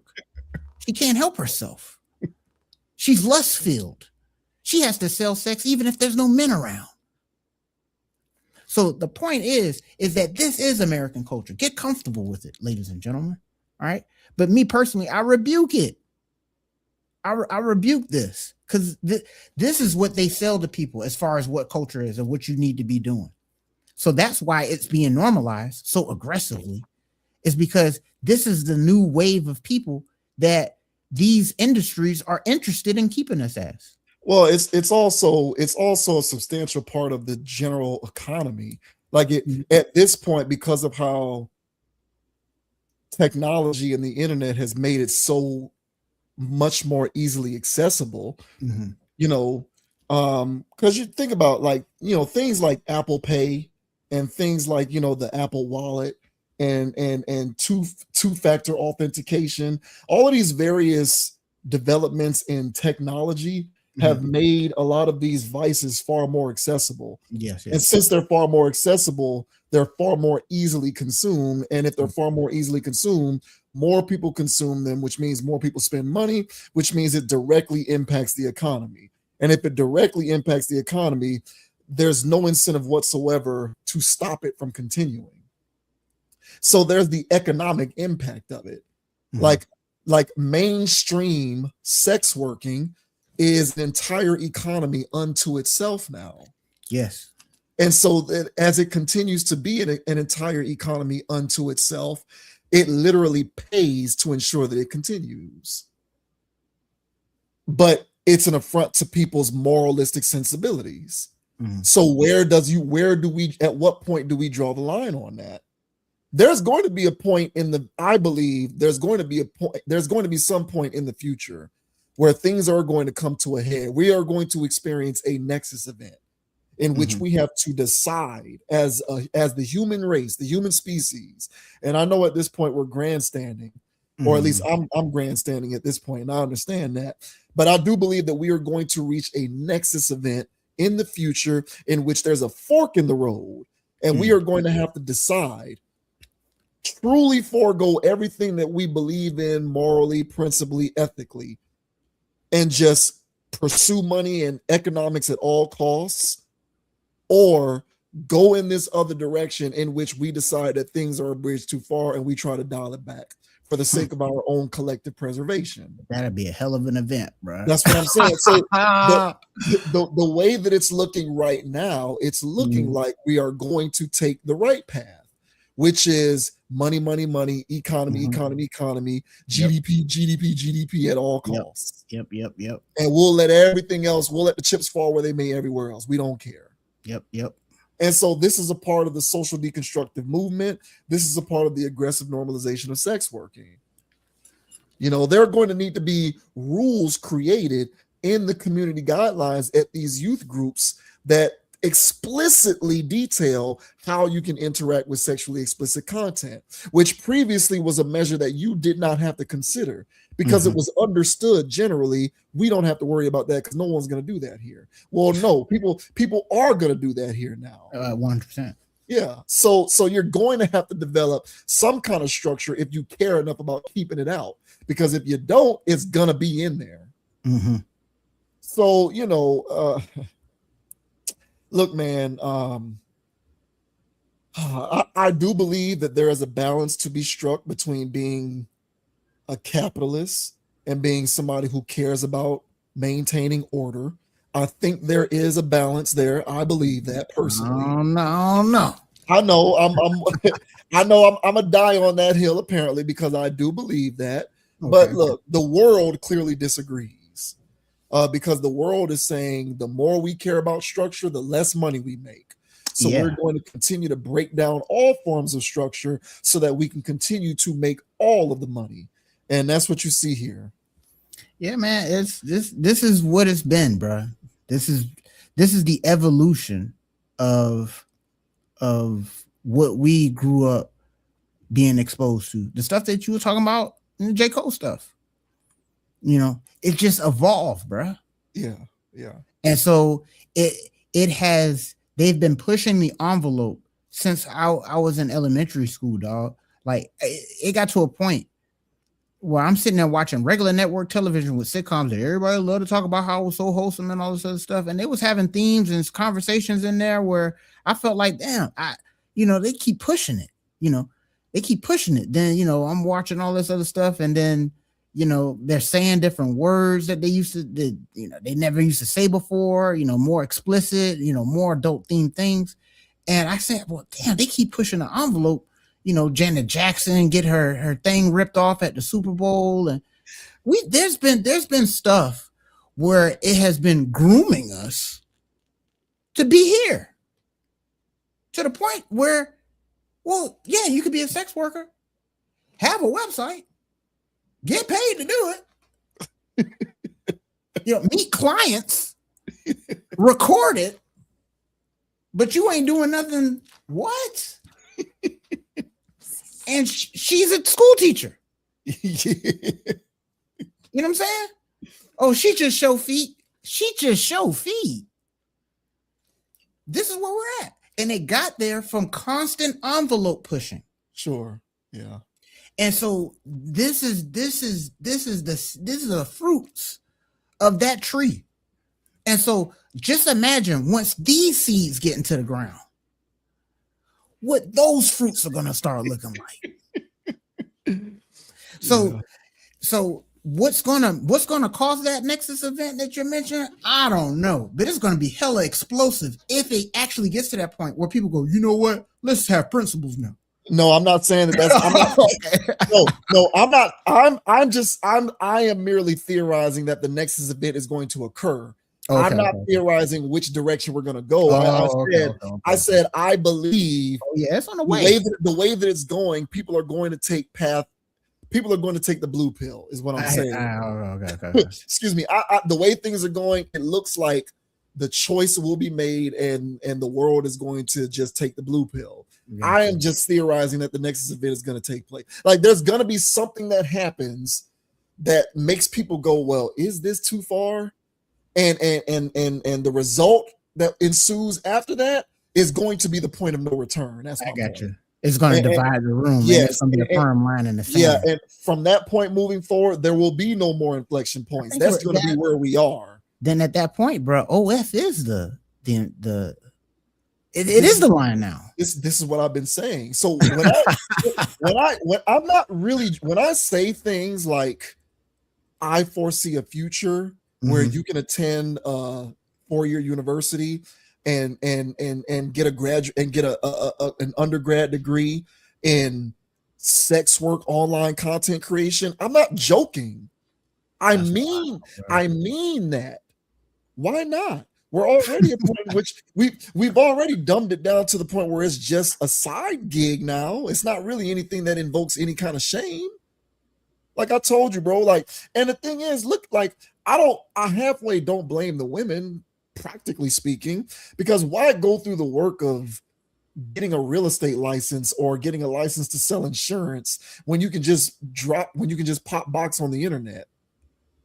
It's so easy. It's so easy and so accessible. And these off balance men who aren't on their square are so willing to buy it. They're so willing to patronize it. Why not? It's a no-brainer decision. That's why I said, bro, with the price of everything is what it is right now. Dana was talking about $7 eggs. All right. I mean, you pull up to I'm in Texas, bro. Gas should be affordable. All right. Yeah, right. And mine done jumped like, I don't know, like 80 or something cents in the last week and a half or something. All right. So, with prices the way that they are, you still gonna get this girl $19 to be patronized. You're not even physically getting anything. You're just being patronized. I mean, it's not only $19 a month. You're joining her lives, and then you're paying her in there. So I don't feel sorry for you, bruh. I don't feel, and that's why this crackhead had to steal from church kids. he probably was like, man, this is the only choice I got. This is the only choice you got, bruh. Because he ran out of his own money. Yeah.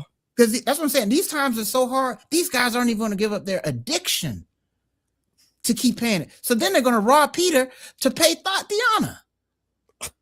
So I can't deal with this, man. This is the matrix we're living. This is the timeline we've chosen. Yes, and it's what I'm saying, man. I'm just interested to chronicle it at this point. At this point, I just want to continue to chronicle it because, people might think that we're blowing this out of proportion. I beg to differ. I don't think so. The story's only going to get worse. Yeah, it is, man. I mean, we've covered the what's that asphyxiation story? What a guy called the guy called the lady over to get murked. Like, is this where we're at? Apparently. Now we're stealing from church kids. What's next, guys? Yeah, let's follow this. Let's keep a tab on this because this is getting worse. Oh, shouts out to BJ Santana on the chat. He said OnlyFans is online prostitution. I mean, yes. That's not the point, though. The point is prostitution is no longer something that's shameful. So who cares if it is? That's the point.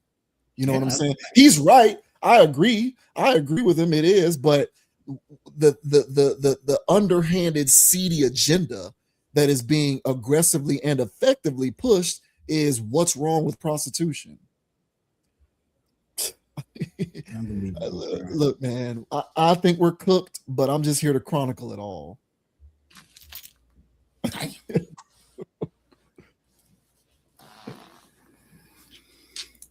We move on to the I guess, what is she, the mother of the queen of the world? I'm pretty sure there was a lot of people who consider Beyonce to be the queen of the world. The mother of the queen of the world, Miss Tina Knowles, she was running a gumbo booth at a Texas rodeo event, right? And apparently the booth got shut down because there was a customer who ordered some of this gumbo and they essentially got food poisoning based upon what I'm reading here, what the symptoms they experienced. I've experienced that myself. That is undeniably food poisoning. So the booth got shut down when health inspectors came by and determined that the food was being mismanaged. So Miss Tina Knowles' gumbo booth was shut down for a couple of days, but it has since reopened, but not without some controversy because there was a person who got sick trying to stomach Miss Knowles' gumbo there. So this says Tina Knowles' gumbo booth closure, customer vomiting blood led to food inspection. Tina Knowles' pop-up eatery, Mama Tina's Gumbo, was recently shuttered after a customer became ill. KPRC2 reports that Mama Tina's was shut down at the Houston Rodeo last week after a customer claimed she was throwing up blood and experienced chills, nausea, and fever after eating gumbo. When health inspectors followed up on the complaint, they found that the pop-up operators had mishandled the seafood. On March 16th, Mama Tina's closed after the Houston Health Department discovered that the gumbo had been cooked off-site, cooled, transferred to non-food grade buckets, and then taken to a freezer at an unlicensed location. Afterward, the food was reportedly taken to a refrigerated trailer and thawed before it was served to patrons. The health department's report also stated that the eatery didn't keep temperature logs for when they cooled or stored the gumbo, and that the food prepared more than 24 hours before the event was undated. Inspectors explained more about rapid cooling and thawing methods and gave them date marking instructions. The pop-up operators also said they would stop making food off-site and store it in a freezer trailer rather than a refrigerated one. Mama Tina's Gumbo was only closed for a day before it was cleared to reopen on March 17th. So there you go. I suppose everything is right with the world now, right? Mama Tina's Gumbo is back serving that gumbo to the public after a person was vomiting blood and got food poisoning, which is pretty scary for that person. I would imagine they were probably scared to death. I know what it's like to have food poisoning, and it is not a very pleasant feeling at all. So, what do you make of this situation? Yeah, it's a crazy story, man. This had TikTok ablaze. There's tons of people that were there claiming to fall ill. So it wasn't just this person here. And then it got shut down because people was just complaining, first of all, about how nasty it was, and how thin the roux was for the gumbo. They were saying that this ain't real gumbo like that. Like, what's going on? So it was a disaster from the start. And then people started just reporting how sick they were getting from said gumbo. So there's people, there's people out there that had all kinds of things going on with this. But I just think it's really funny that that after all those reports online, it actually being shut down for health code reasons, and it reopens. All right. And then there's some poor souls that are still going to straggle they behind up in there to still eat from this woman who clearly showed that she couldn't handle a pop-up booth. The first videos that you saw for this, lines everywhere, people stacked on top of each other trying to taste celebrity worship firsthand. And some people became violently ill afterwards, or some people just flat out said it wasn't it. So I think that this story, to me, it really highlights like how, celebrity worship, what it does for some people is that they can get all the warning signs, all the writing on the wall. If Bun B told me to eat at Mama Tina's, you know what I'm saying? Mama Tina herself is at the booth handing out food poisoning. It's worth the risk.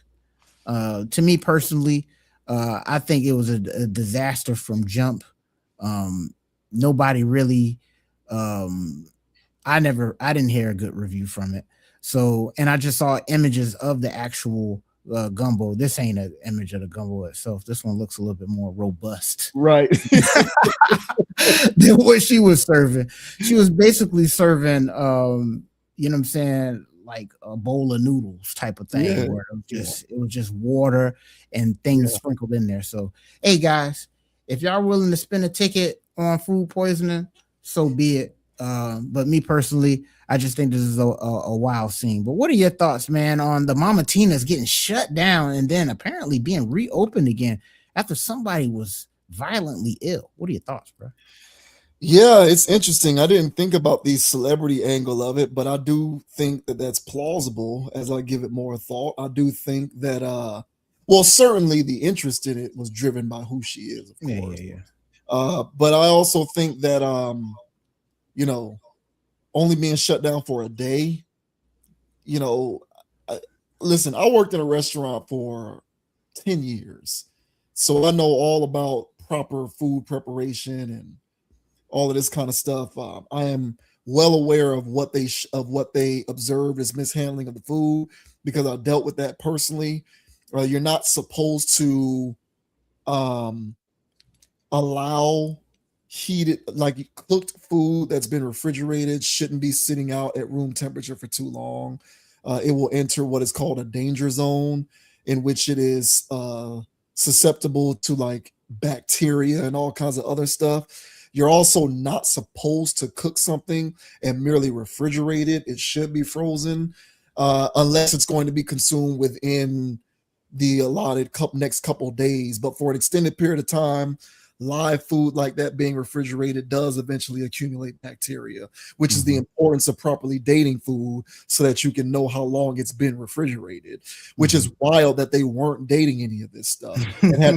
They had to be told by the health inspectors how to properly date the food. That to me is kind of crazy.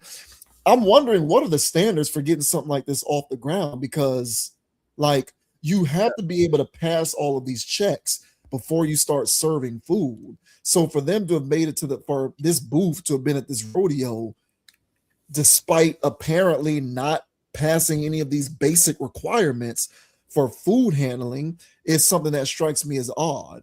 And I'm not trying to speculate as to whether her celebrity status had anything to do with the allowance therein, but that is odd. As someone who worked in a restaurant for 10 years, being able to, somehow sidestep that to actually be serving people live food at an event is pretty crazy. But look, to anybody who wants to continue to patronize this, my advice is to bring a thermometer with you, because you only get one time to mess up with me.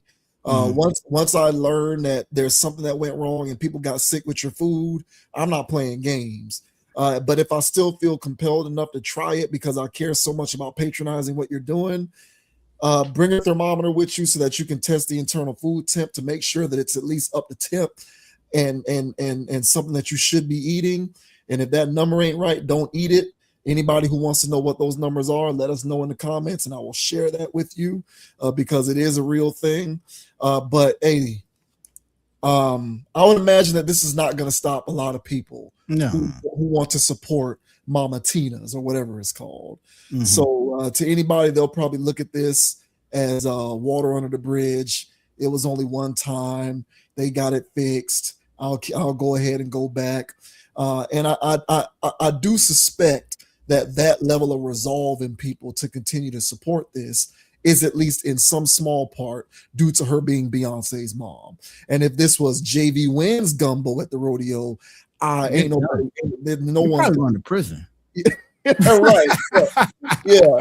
Like if this was excuse me, if this was JV Wynn's gumbo at the Houston rodeo and somebody got food poisoning, I probably wouldn't have my booth would probably not be allowed to reopen. So good luck to anybody who wants to continue to try this gumbo. But if I was out there, I'd pass.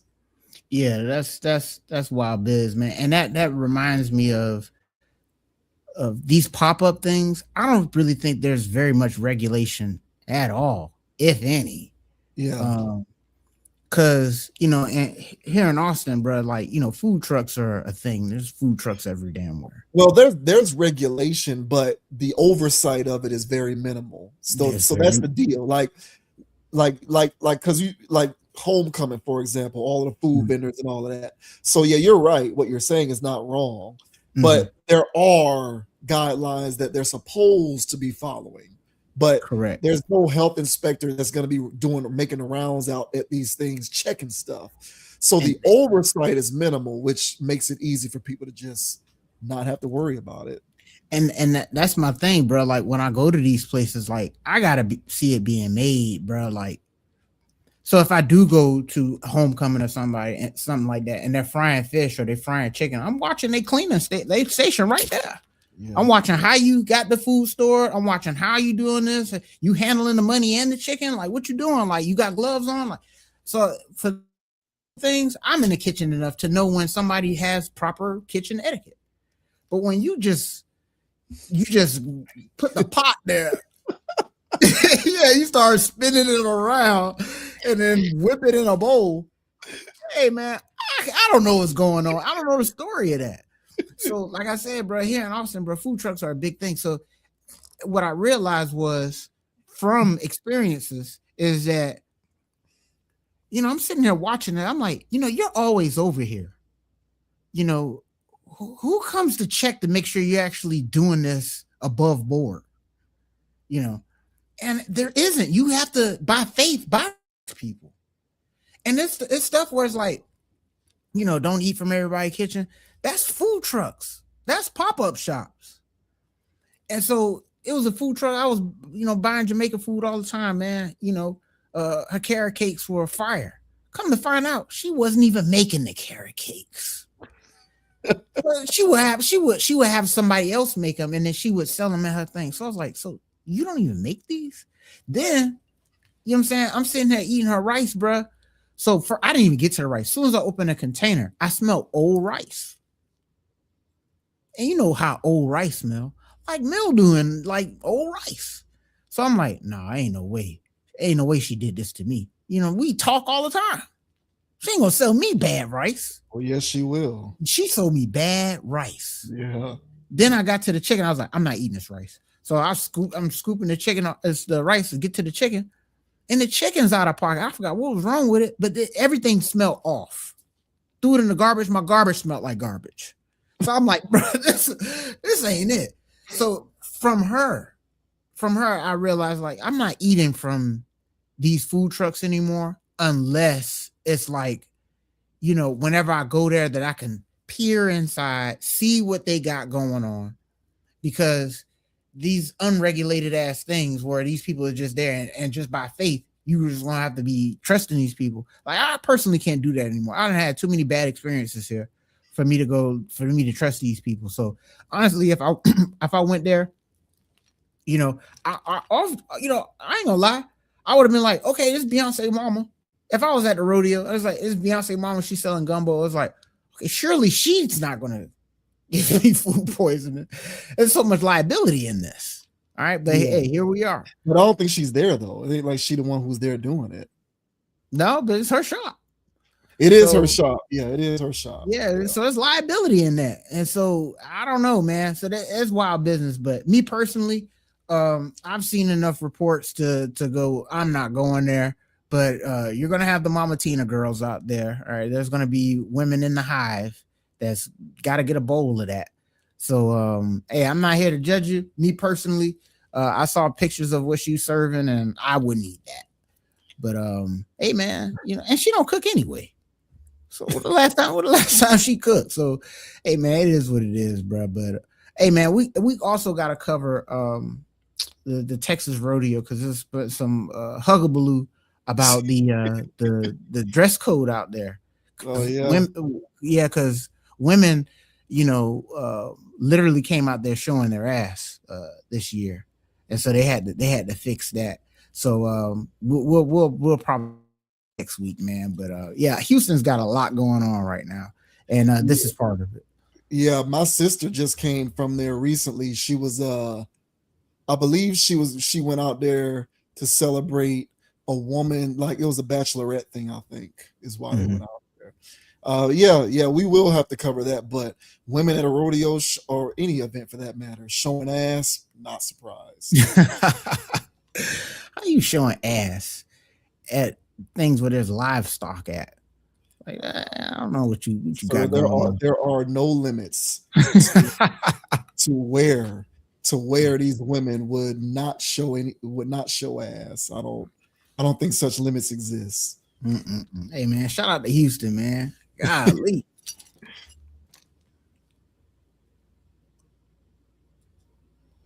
We move along to the video game Pokemon Go, providing the data which can create the mapping system for delivery robots to take place, particularly in urban areas. Now, I personally never played this game before. This one eluded me as well after my video game playing time when this game came out. But apparently the various technical aspects of the Pokemon Go video game are allowing companies to create a mapping system to train delivery robots.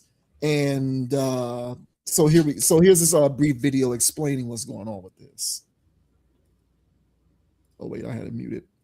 All right, here we go.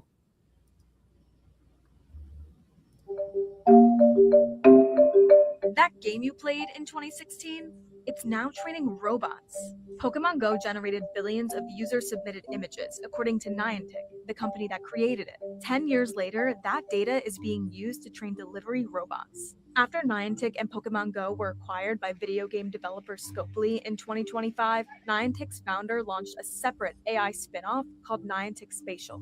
Niantic Spatial kept the game's crowdsourced data, including videos and scans of locations that players used as Pokestops and training gyms to create digital models of cities across the world. In a joint venture with robotics startup Coco, Niantic Spatial's 3D AI model will train a fleet of delivery robots to navigate busy urban streets, including areas where GPS doesn't always work reliably. The technology that made this possible has been in the works for a while, according to Niantic Spatial. And while players may not have realized their scans could be used this way, Niantic Spatial told CNN that any user-generated visual data was, quote, anonymized and optional, without any player personal data associated. Yeah, I'm sure it was. I'm sure it was. We'll take your word for it. Hint, hint. Mm-hmm. So, I mean, this is something else that we're chronicling here on the channel, by the way, is these AI applications, because there's a strong segment of the internet that is trying to say that people like me are blowing the advancement of AI and the concerns out of proportion. That essentially they're saying people like me are fear mongering. That there's nothing to worry about. AI is not going to have the impact that I think it's going to have. People aren't going to be losing jobs, blah, blah, blah. It's not that big of a deal. Y'all are just afraid of change, basically, is what a lot of people are saying, is that people like me are merely afraid of change. But here's another example of,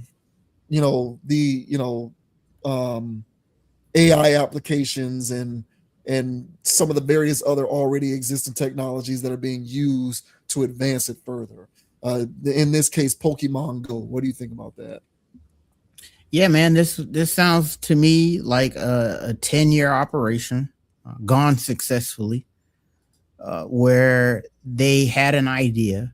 Because I like how the story framed it too, because the story is doing a lot of framing, in my opinion. Basically saying that, it was acquired by another company and they decided to use that data. Well, why are y'all collecting all of those images in the first place? I mean, that must be billions of pictures that you guys were collecting. Why collect that for no reason? So for them to infer that it was just recently purchased by some other company, last year, and now they want to flip it into that is bogus. To me, this feels like a complete operation from the go, no pun intended. We covered a story where the guy, with that crappy slave bot that was struggling with the dishes. That guy was talking about some, basically just saying that this is an experiment, bro. You buying an experiment. You know what I'm saying? Data, he's going to use your data. You know what I'm saying? So they're going to put this thing in there that a person would have to man when it's struggling, just so it can collect data. Well, what data is it collecting? You ain't gonna know. So the same thing apparently was going on with apps since 2016. And yeah, this game blew up instantly. I'm seeing people everywhere playing this dumb little game. You know what I'm saying? And if y'all like this game, I ain't trying to come for you like that. I just thought it was dumb, And but people was, what I'm saying, it just didn't it was just not right for me. It just didn't it rubbed me the wrong way. About a year or so ago, a couple years ago, I heard about it, and again the game, because it just was completely not in my memory banks or nothing. I was like, oh yeah, Pokemon Go. People still play that? Right. People still play that. Yeah. They on that. They still out there taking pictures. So it's to the point where they collected enough data to map out very large areas, way better than Google Maps can do. And I mean, and in some of these challenges, they'll have you go into office buildings, take a picture of this, take a picture. Yeah, I want to talk about stealing data and all this other stuff from foreign countries, foreign lands. Bro, you're about to hit exactly where I'm at. Go ahead. No, my bad, bro. But this is spyware 101. How y'all let this go on? And I'm talking, and this not even. I'm talking about big wigs, people that's worried about security. They probably own stocks in these apps, and so they're going to make money.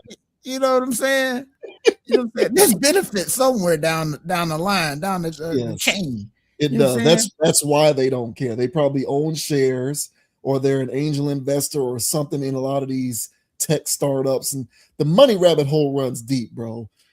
So that's why we're so. I mean, just the other day, they're telling me, oh, you gotta update your iPhone because Russia got a new hacking thing generated by AI. I'm like, what? So yeah, man, if you don't have the latest iOS, here we go. If you don't have the latest iOS, yeah, Russia's gonna steal all your data. I'm like, come on, bro. Russia's stealing my data, China's stealing my, like, everybody's stealing. But y'all got Pokemon Go in elementary schools. You got Pokemon Go in Fortune 500 places recording, I'm sure, audio too. You know what I'm saying? Taking all kinds of pictures. This is surveillance 101. So now they want to reveal that they're using it to do delivery bots. Come on. Y'all going to use all of that golden data for delivery bots. Now, granted, you're going to do your thing with the delivery bots, but that is such useful information.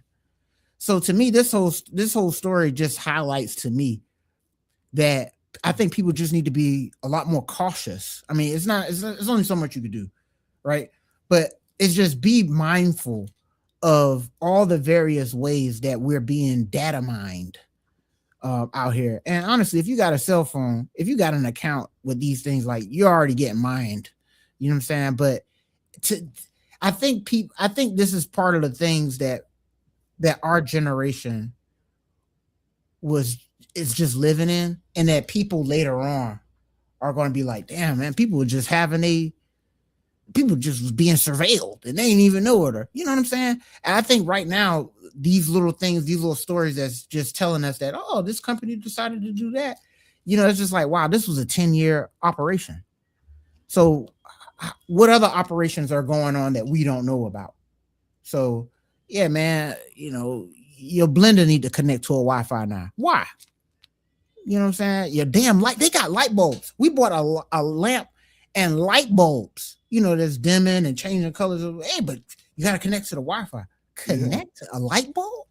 Yeah. So it's literally everywhere, man. But what are your thoughts, bro, on Pokemon Go collecting billions upon billions of images to the point where now they can generate an AI delivery bot that can navigate basically the world? What are your thoughts, man?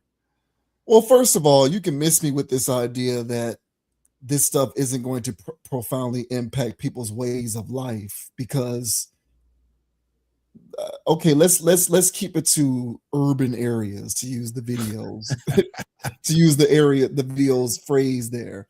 I am fairly certain that in a lot of urban areas, people are relying on food delivery services. Mm-hmm. And currently, food delivery services are being handled by human drivers who make money delivering food to people through these apps. A lot. Exactly. and they're leaving 1- and 2-star reviews because, you know, there was no ranch in the bag or something like that. So, you know, you got these spoiled, entitled, narcissistic, selfish, self-absorbed people leaving 1- and 2-star reviews on these drivers' job performance reviews because there wasn't ketchup or barbecue sauce or ranch in the bag. There's a lot of people driving around in these cities making money, whether it's their primary source of income or a secondary source of income, delivering food to people. The second that AI delivery bots take over, what's going to happen to those people? They're going to be out of work effectively, because Lyft and Uber and all of these other places, they're going to trim the fat. They're going to say, well, we can make a lot more money off the top. by not having to pay drivers. And if we can just have these robots deliver all our food, why do we need you humanoids why do we need to pay you humanoids? So once again, I'm not understanding, the math isn't mathing on AI not impacting people in the way that I suspect that it will. That's point number one. Mm-hmm. Point number two, I completely agree with you about surveillance. And it's one of the reasons why I don't get hysterical over conspiracy theories. Like one of the primary reasons why I roll my eye at people who are just like so consumed by always believing the story's not the story and that there's a conspiracy at work. And I'm not talking about you, I'm talking about the irrational tinfoil hatters, the people who don't read or do research or study history. They just automatically always believe everything's a conspiracy. Everything's always a fix. My whole thing is like, look, man, you're sitting around here preaching to me about conspiracies, yet you willingly give up your personal information and your data 24/7 every time you're on your phone. And you've been doing it for decades plus. Every time you download an app or you play a game like this, or you're on Instagram or you're on TikTok, you're feeding data to some machine learning technological server somewhere that's learning your behavior and your habits, and is going to use that information in order to be able to sequester you into a particular box somewhere and to continue to feed you information so that you continue to behave in a certain designed manner. Yes. So you want to preach to me about conspiracies, yet you're willingly doing this 24/7 all the time. Mm-hmm. You're slaves to Instagram, you're slaves to TikTok, you're slaves to social media in general, X, Twitter, whatever the hell you want to call it. You're slaves to Roblox, Pokemon Go. You're slaves to all of this stuff. You can't help but pull open your phone every chance you get to look up the next thing, to fork over data. That's the greatest conspiracy of them all, and you're a willing participant. So why do I give a damn what conspiracy theories you want to preach to me? And that's why I don't care about conspiracy theories. I don't care. You think this election was stolen. You think this happened. You think this plan this. Y'all got all of these theories in the world, yet you're feeding data to points of unknown origin, not even thinking about it. Okay, who's the real? You are a willing participant in being a pawn. You're making yourself a pawn. And you want to talk to me about how I'm a pawn because I don't believe your conspiracy. Oh, okay, that's fine. Good luck with that.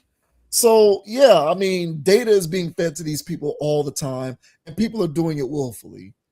And so, yeah, why not map out, a system for delivery bots to be able to do stuff?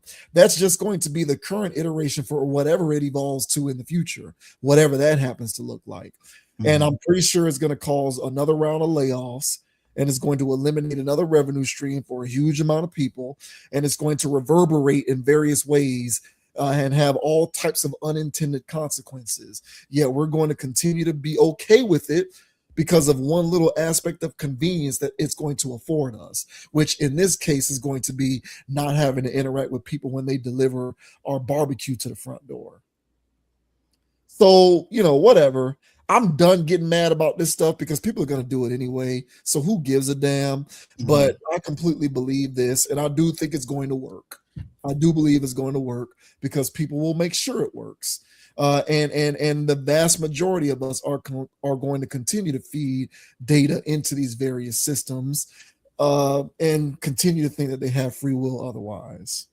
Yeah, I think with this for me, it does show how it's a 1-for-1 example of how they can actually use the data that they've been collecting for a decade for something. Like other ways, it's more of a collection. It's a collection, and you kind of don't see it per se. Like they don't at least overtly announce that we've got this data from this, and therefore here comes this. But to me, this is it's a practical example of over the years that people were just playing a game, I thought, but they're actually mapping out the world, and they used people to map out the world, which I would have figured. I would have figured they would have had other ways to do it that were not like this, but that's how they could do it, which to me is kind of mind blowing. But what you gonna say? No, I was just gonna say, I mean, to me, it makes perfect sense. Like all of those thousands, like there's, I don't know how many billions of people There's billions are bro. on these apps daily. Yeah. And every time a person accesses an app and it says, we'd like to use your microphone, or we'd like to use your location. And people, I know a lot of people say no, but I'm pretty sure most people say, okay, yeah, who cares? I just need to get to the app so I can use it. That information is going somewhere. Yes. It's not just up in the wind, like, oh, yeah, you can know my location, or you can use my microphone, or you can have access to my camera. Like, no, like that's data being fed somewhere. Yes. And this is billions of people who've been doing this every day. Yes. For 20 plus years now. Yes. So yeah, this is certainly a practical application, but there's plenty more where that came from, for sure. Like once the physical technological demands can be met with the data infrastructure, then they're just going to continue to roll out the next advancement. And people are always going to indulge in it because people really do value convenience. So people are really not too bothered by forking over intelligence in the service of being convenienced. And when it comes to food delivery, of this one isolated example, that's one way that people can be convenienced in so much that they don't mind being surveilled. So at that point, do people really care about being watched? I would argue no. As long as you can exchange convenience, and as long as convenience is being exchanged for said surveillance, I think people will willingly do it. And it's proven by the data. The data shows that that's true. Yeah, but I agree with you, but it's just really to the point to where the only other alternative is to completely be off the grid. Shut off. Yeah. You have to, because the grid is surveillance at this point. So if you have anything, you're getting swept up in it. It's Skynet. Yeah, it's Skynet. And I'm in the field of, even if I tell them no, they're still doing it. Like they're gonna waste that? Nah, bro. Let's just cut that on. So I'm in that ballpark. So my thing is yeah, man. If I'm in the grid, if I'm on the grid, if I'm paying a phone bill around my pocket, that's it.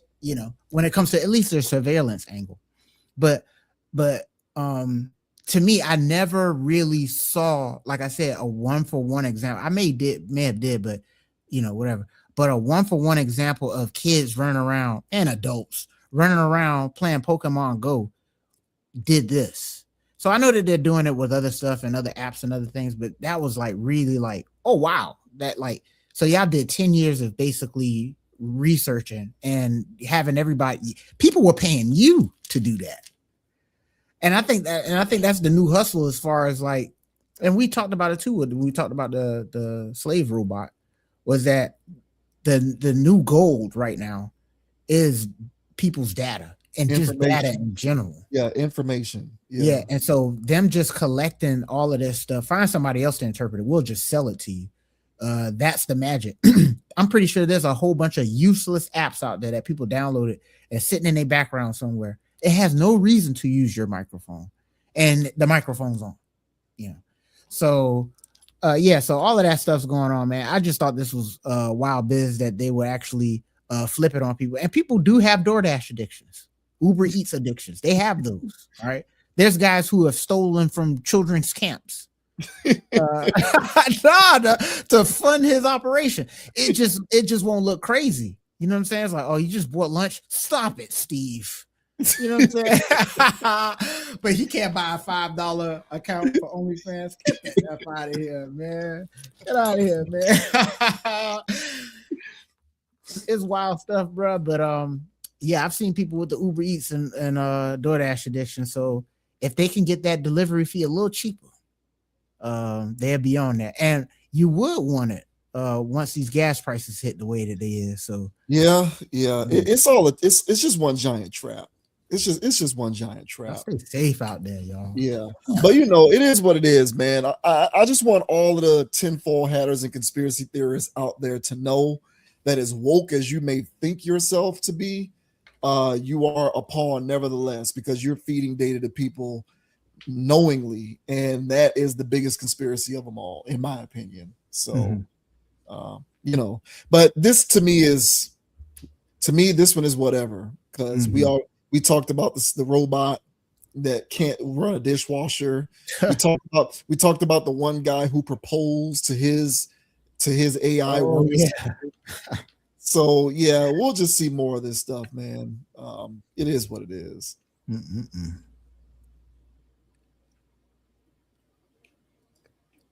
Lastly, we touch on an illuminated Fetty Wap who, coming out of prison, is speaking on moving in a different space, not being around a lot of the people that he used to hang around pre being locked up, and just having a different mindset in general, because with an experience like that, as traumatic as it is, there's going to be some change that comes as a result, and not everybody is going to be comfortable or okay with your personal growth and change. So this was Fetty Wap speaking to that on $1 Million Worth of Game with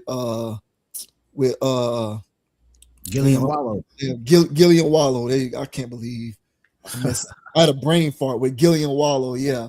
So yeah, here's Mr. Fetty Wap talking about coming out of prison and just changing and moving in different circles. Say to me all the time, like, damn, bro, I thought when you come home we was going, now how the fuck did you think that? Like, what made you even think some shit like that? You know what I'm saying? Even the way I speak to niggas now, they, damn, what the fuck he on, bro? Like, you know what I'm saying? Because before it was always like, yeah, I got you.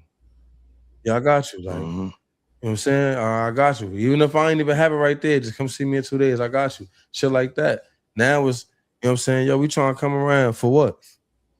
Some of the best shit he ever said in a lifetime was he said, I came home from prison, and a lot of niggas that I used to kick it with, I don't kick it with them niggas no more, because the connection we had was based upon some criminal activity. That was the only connection we had out here in the streets, is that you was doing illegal shit, I was doing illegal shit, and we was trying to make illegal money. Now, I'm not on that side of the fence no more, so me and you really don't got nothing to fucking, we don't have no connection. We don't have nothing to talk about, my nigga, because I'm on a positive path and you still on some dumb shit. So why the fuck would me and you ever kick it? Like, we never really had a solid relationship. Our relationship was based off of criminal activity. That's a fact. So when you say, I come home now, and your mindset is different, and that just means you grew the fuck up in prison. Yeah. And people tell me, all right, there you go. So it looks like Fetty Wap has gained his moment of clarity, I suppose. So good on him. But what did you think about what he had to say? Yeah, man. Good for Fetty Waps. I'm glad he's reached this mindset, because there's people out there that are in his position that would have still linked up with the people from his past. So, I'm glad that, for him at least, that he's reached that threshold for him to tell people no. And it sounds like those people were only around not just through criminality, is because he also had a hard time saying no, which is a thing in life people need to learn how to do. Because if you're always saying yes, you're going to find yourself being burnt out, and also the victim of a lot of narcissistic people. Because narcissistic people love to ask you stuff and love to ask you to do stuff for them. So having the power to say no is a strong thing that actually repels people that are looking to leech off of you. So he had to go to prison in order to see the light for that, but at least he was able to see it. But I think overall, the lesson from this is that when you elevate yourself, not saying that him going to prison was elevation, but there was his elevation of consciousness while he was locked up, or post locked up or whatever anybody wants to say.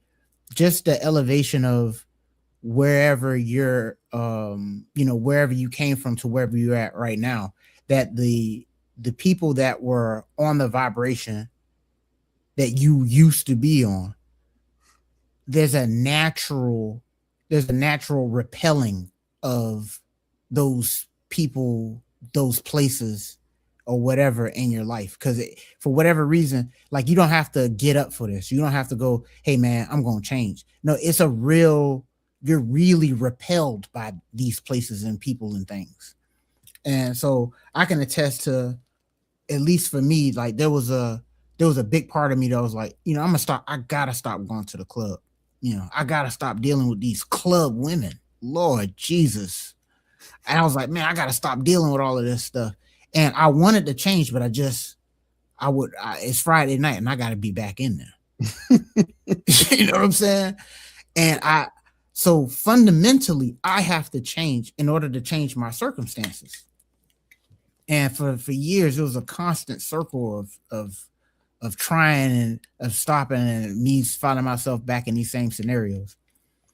But, I think through the persistence of me trying to elevate my consciousness, putting myself in different types of scenarios, away from other types of things, away from other kinds of people, that I was able to get centered, grounded, metaphorically touch grass, if you will.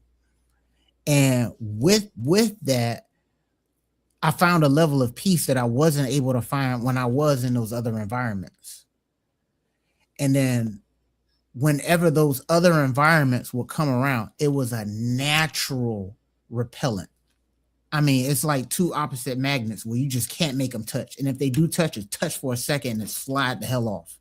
It's literally that level of repelling. So once you get right, I guess is what I'm saying, is you don't need to try no more. Just imagine a place you never go and you're never there. That's because you never are on that vibration. So there's no need for you to get yourself up to not go to a place you never go to. So once you change who you are as a person, your consciousness and frequency, then these people naturally become a repellent. So everything that they say is, come on, bro, you ain't gonna look out, bro. Why would I do that? Why would I want to hang out with you? So the part that Gilly was talking about as far as the criminality, yeah, that's one aspect of it. But this transcends what Fetty Wap went through. This is just a recognizing, changing your mentality and working on yourself naturally repels yourself from people or things that you couldn't see yourself coming out of in the first place. So I think that this was a interesting situation. It had to be about Fetty Wap, but I still figured that just even the way he was answering Gilly, he wasn't lying about that. He really don't want to mess with those types of people anymore. At least that's what it seems like. But what are your thoughts, man, on Fetty Wap? I guess reaching enlightenment. Must have met a Buddhist monk or something in prison, because now he's going to come out and actually a philosopher and repelling bad people from his life. What are your thoughts, bro? Now that I think about it, low key, Fetty Wap might be a friend of the channel. I got to go back. He's getting there, yeah. Yeah, I got to go back and look at the amount of times that we've talked about him, because he might have reached friend of the channel status. Yeah, I mean, I do believe that he's found that moment, and I do think he genuinely means it, and I think he's all the better for it. It just so happens that I would say for most people, in order to gain that moment of clarity, it comes at a personal cost. I think personal cost is the only way, for the most part, that a lot of us can understand that there's an issue that needs to be rectified. I think before there is a personal cost at stake, we kind of just continue to go through those motions. So for him, that personal cost was his freedom, unfortunately. But personal cost can mean other things. Like, in my instance, I've not experienced anything as traumatic as like going to prison, but I have experienced at different points in my life, I've dealt with this multiple times, coming to a realization that a certain person who's in my life and they claim to be someone who cares about me and my well-being, and they claim to be a friend of mine, actually isn't. and this individual is just maintaining a superficial relationship so long as they continue to receive benefits from their attachment to me. And once I start to experience personal loss at a high enough level for me to realize that this is something that no longer, well, if it ever did benefit me, then I reach a point in which I evaluate the situation and I act accordingly. In most cases, I decide I'm just not going to allow this person to be a part of anything that I have going on moving forward. So it doesn't necessarily have to entail an official falling out, but I do end up distancing myself from these people who I have determined to be users, leeches, to quote Thanos in Avengers Endgame, unruly wretches. And so, it comes at I don't think you realize that until it comes until there's personal cost to you, I would say. For me, there have been various points in my life where, personal cost for me has been money. It's been my personal living space. It's been furniture that I paid for. It's been items that I've acquired over the years that were lost, stolen, or broken. It's been peace of mind.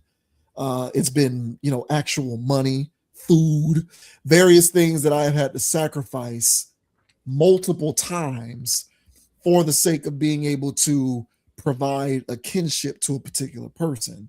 And after a while, I realized this is coming at personal expense to me, and it's coming at no personal expense to this person. This is a one-way transaction in which I'm the only one doing any of the giving.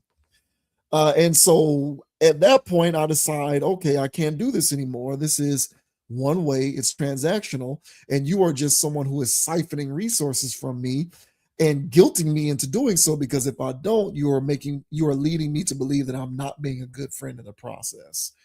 Now, is that the exact case for Fetty Wap in this instance? Not exactly, but the point of it being something that comes at a personal cost to him is all the same. So for him, it was his freedom, and it was him going to prison and being, a convicted felon and all of these other things. Like, that's the personal cost that came to him, gave him the wherewithal to be able to take a step back and say, I can no longer afford the personal expense that I am going to have to pay in order to continue to do those things. So it is best for me to now move in a different light. And I think he's all the better for it. So even though it's not exactly the same transferable experience, I understand it from the concept of it being about personal cost. And so from that standpoint, I get it. And I just hope that he doesn't go back, because I don't think he can sustain further personal cost. As is the case with, I would say, most of us. I think once a lot of us get burned the first time, getting burned again, the cost is so great. I don't think that a lot of us can withstand that additional round of personal costs. I think that the burden to bear at that point becomes a bit too great. So hopefully he doesn't go back. I know I'm not going back. A lot of those situations that came at too great a personal cost for me, I exercised myself of all those situations, and I didn't look back because it was just costing me too much and it wasn't worth it, because none of these people were actually people who cared about me per se. They just wanted to be able to extract and extract and extract. And so you do need to remove yourself from those environments at all costs, because if you don't, it'll continue to cost you. I mean, I agree with that. And I never use the expression personal costs, but just going off of that, some personal costs aren't high enough to make people they feel like they got enough to withstand this. I didn't. I was like that. I kept having those things happen to me. Yeah, microtransactions. Yeah, right. Yeah. Until it became too great. But before it became too great, I continued to pay it. Yes. I continued to pay it and continued to pay it because I believed it was my responsibility and it was what I was supposed to do. And that it was, if I didn't do it, that I was somehow not being as good a person. Yes. And that's why I like identifying the microtransactions, because some people don't hit you over the head, They just take a little bit. They just take a crumb at a time. Yeah. And but whenever you're doing something and you do a microtransaction, you just got microtransaction, you don't feel good. You feel a little dirty about, you know, spending $3.99 on whatever that is, you know. And that's how they get you, man. And they get you with these microtransactions, or even these like places. Because mine was people too. I had to deal with that too, but it was also places, like I said, like the club and stuff. Yeah. Like so it. And but you places, couldn't tell me I wasn't gonna be in there, huh? But those places also extracted a personal cost from you too. 100%, bro. And then the trait that the thing is, the way that it gets you is you feel like you're getting something out of it too. But that's why I said you bring one of those girls home, man. Are you kidding me? You still paying? You paying more now? You better off leaving her at the club. So, you know, it's that whole thing of damn, bro. Like this whole place is a facade. So I want to get out. But it's Friday morning or Friday afternoon, and I'm getting an itch. I just know I'm going out tonight. And it's like, you still need to learn, bro. You know, you feel like you can still afford this. So there's an analogy I had came out with years ago. So it's basically once you know that you're on that path where life is going to correct you if you don't correct yourself, you got to be ahead of that curve. Because the curve is coming. So you better either slow down or get off that road completely. If you slow down, you can probably manage the curve. If you keep going at the same pace, once it's time to hit that curve, you might wreck out. Mm-hmm. And then you're going to have to be a Fetty Wap, you know, coming from the other side after doing 10 to 5. For his case. So whenever you are being those microtransactions or whenever you are dealing with these situations, just one more night at the club. Yeah. Come on, just one more night, man. I know the honeys are out there, you know. And I would do all of these things, you know, but it's no different than that person that's got that scratch off addiction or lotto addiction where you just feel you know, I was thinking about that. I was like, why was I catching that feeling every time before I went out? Like it was going to go down. Like it was going to be the most magical night ever. Like I was going to pull the baddest thing in there. Every time. Because it's the allure of the possibility. The possibility keeps you coming back. It's like scratch offs. It's like playing a lottery. It's like gambling. It's chasing a high because there was a time when you did get out and you did pull something. That's gambling. You're addicted. Yeah, it's an addiction. It's that same high. It's the same high I get when I gamble, and that's what I'm trying to get to you. It's that same feeling of infinite possibilities. Anything can happen. You know what I'm saying? Tonight might be my night. You know what I'm saying? You look up on the billboard and say 1.2 billion. Hey, that might be me. You just go throw $20 out the window. You know what I'm saying? Because hey, you can't win if you don't put your hand in the game. Right? You know what I'm saying? All these things you tell yourself. That was that same crap I was telling myself whenever I went to the club. It's the same thing I tell myself whenever I gamble. So I said, I realized, I was like, oh, it's that's the same dopamine rush I'm chasing. And so I may have stopped going out to the club, but I did not, you know what I'm saying? It's not like I didn't go to the club and gamble. But now it's like, okay, well, I still get that itch or I still get that high and that rush whenever I put a lineup in to gamble. Yeah. Yeah. And so it's like, hey man, if you don't like these microtransactions, if you don't like looking over your history and seeing what you did, then you can't take these microtransactions lightly anymore. Yeah. But yeah, man, that's why I say, you know, how do you get out of that? How do you know when you've transcended? Is when you don't have to convince yourself anymore. When you genuinely, it's Friday night and you genuinely don't need to go out. You know what I'm saying? When the games are about to come on and you didn't put a lineup in. Thank you, Lord. You know what I'm saying? I'm like, hey, it's another day. I ain't paid. You know what I'm saying? Because I used to do that for fun. But we done covered enough gambling topics on here that I had to look in the mirror for a few of the things. I was like, hey, man, what you doing, bro? You throwing your money away on these guys that you know that it's not legit, on a league you know is not legit. So yeah, man. So it gets to a point where you ain't even got to try no more. I'm pretty sure before Fetty Wap got locked up, it would have been hard. It would have been tearing him up inside to tell his homeboys no. Now he can do it without. I was about to say batting an eye, but you know what I meant by that, man. No pun intended. But yeah, man, crazy stuff. Yeah, no, I agree, man. And you know, good luck to him. You know, because I always want people to bounce back unless they're truly bad people, which I don't get the impression he is one of those. So, you know, but that's genuinely the pattern. The pattern usually is, you know, lose a little bit here, lose a little bit there, lose a little bit here, lose a little bit there, and then you lose the big one. And then there's the evaluation. So, you know, he probably experienced all types of L's along the way, but then the big L was he got bammed up. And so that's just one of those things, man. Like I've experienced a litany of small L's here or there. I was thinking about my interactions with individuals, but yeah, I mean, to your point about going to the club and going out in general, or going to the liquor store to buy another bottle, these are all aspects of personal cost where it's like you take a step back and you take inventory. Do I need to be doing this? What purpose does it serve? Does it better me in any kind of way? How will it change my life tomorrow? No, to answer all of those questions. Okay, well, I really don't have to do this anymore. Correct. And for me, my light bulb moment was when I realized that certain things that I was doing was not changing my behavior or my outcome. So like for me, I'll use the club is a great example of this.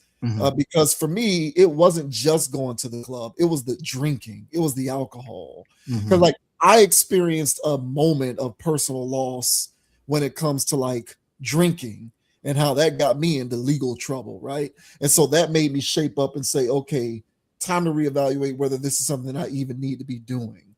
And within that self-evaluation, there was a point where I was like, okay, drinking doesn't lower my inhibitions. It doesn't give me more confidence. It doesn't make me a different human being.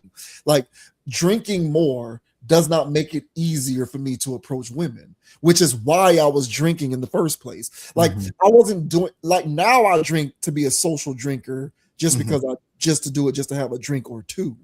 But back then I was drinking to try to loosen myself up, to be more confident to approach women. That's why I did it. Yet I noticed doing it didn't help me do that. Like it didn't really help me all that much. It really didn't. Like if you total up the sheer amount of times that I drank for the express purposes of making it easier for me to talk to women, it was like maybe 3% of the time it actually did that. The other 97% of the time, the result would have been the same whether I drank or not. So that realization kind of opened my eyes up. I don't even need to be drinking like that anymore. Like all of this binge drinking, I don't even need to do it. Who cares? So that helped me to dial myself back in terms of the alcohol consumption. And then once the alcohol consumption changed, then everything else, you know, sort of came into perspective where it was just like, okay, well, I went out and did this activity, that being drinking, while I was out. I don't drink as much anymore. So do I even really care about going out that much anymore? And the answer is no. So, you know, I shifted my energies to other things. Like, you know, we talk about this both on and off camera, meeting women in the daytime. So now I just kind of, I reprioritize my focuses. And it was like, okay, well, I don't care so much about going to the club, but I do go to the gym. And there are a lot of women in the gym. So maybe now I'm just going to reorient that energy towards maybe trying to meet women in the gym. It's healthier. It's better for me, better for my wellness. I don't need to binge drink to work out. So it was just all those different types of things that created these thought processes for me that came from personal cost. That was the original catalyst, was like, oh, this actually is costing me in various ways. Because outside of money, alcohol did other things. I don't want to be hungover.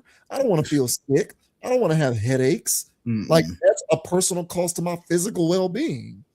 So I don't want to make dumb decisions. Yeah. I made a lot of dumb decisions. Yeah, I don't want to wreck my car. I don't want to crash. I don't want to get pulled over. I've experienced all of that.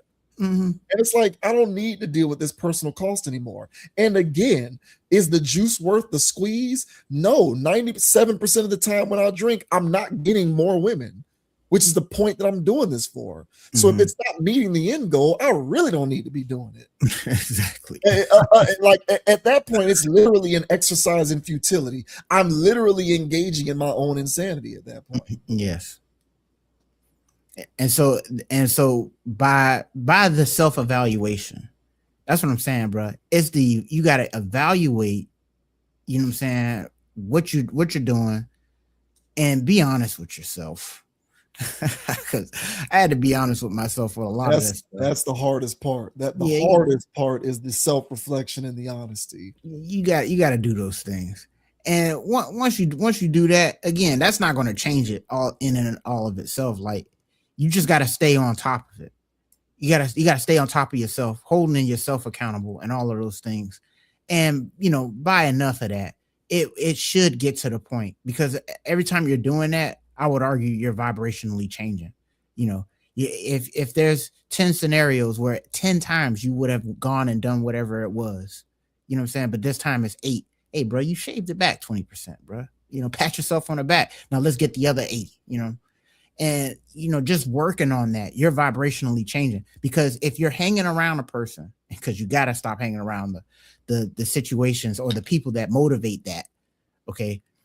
And if it's like, if you're not hanging around those people, if you're not in that atmosphere, even when you're not in it or whatever, you're not going to constantly be reminded by it. It helps you. And that's how you change your frequency, you know? And then by nature, that stuff, when you do decide to go, because trust me, I have gone back to the club, you know, after long stints without being on it. I mean, it is like being, it is so, I don't know what to describe it anymore, but it does nothing for me, bro. Like it does nothing for me. Like I am doing the most evaluating in there. I'm like, I don't want to know anybody in here. So it's like, okay, well, why are you here? That's a good question. I should go home, you know. So I leave like grandpa, you know. So yeah, man, it just requires all of that and staying on top of it.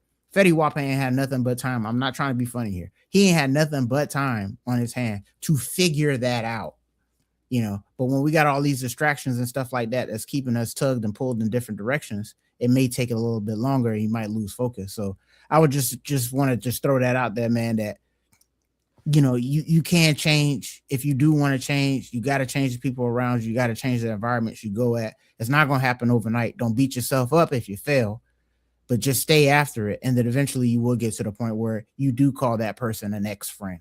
You do say, I don't go to that place no more. You do say, you don't play scratch offs no more. Thank the Lord. All right. Mm-hmm. And they say, yeah, man, you could just laugh at it later. But yeah, man. Personal cost, that's a good way of looking at it. So I'll incorporate that in the lexicon.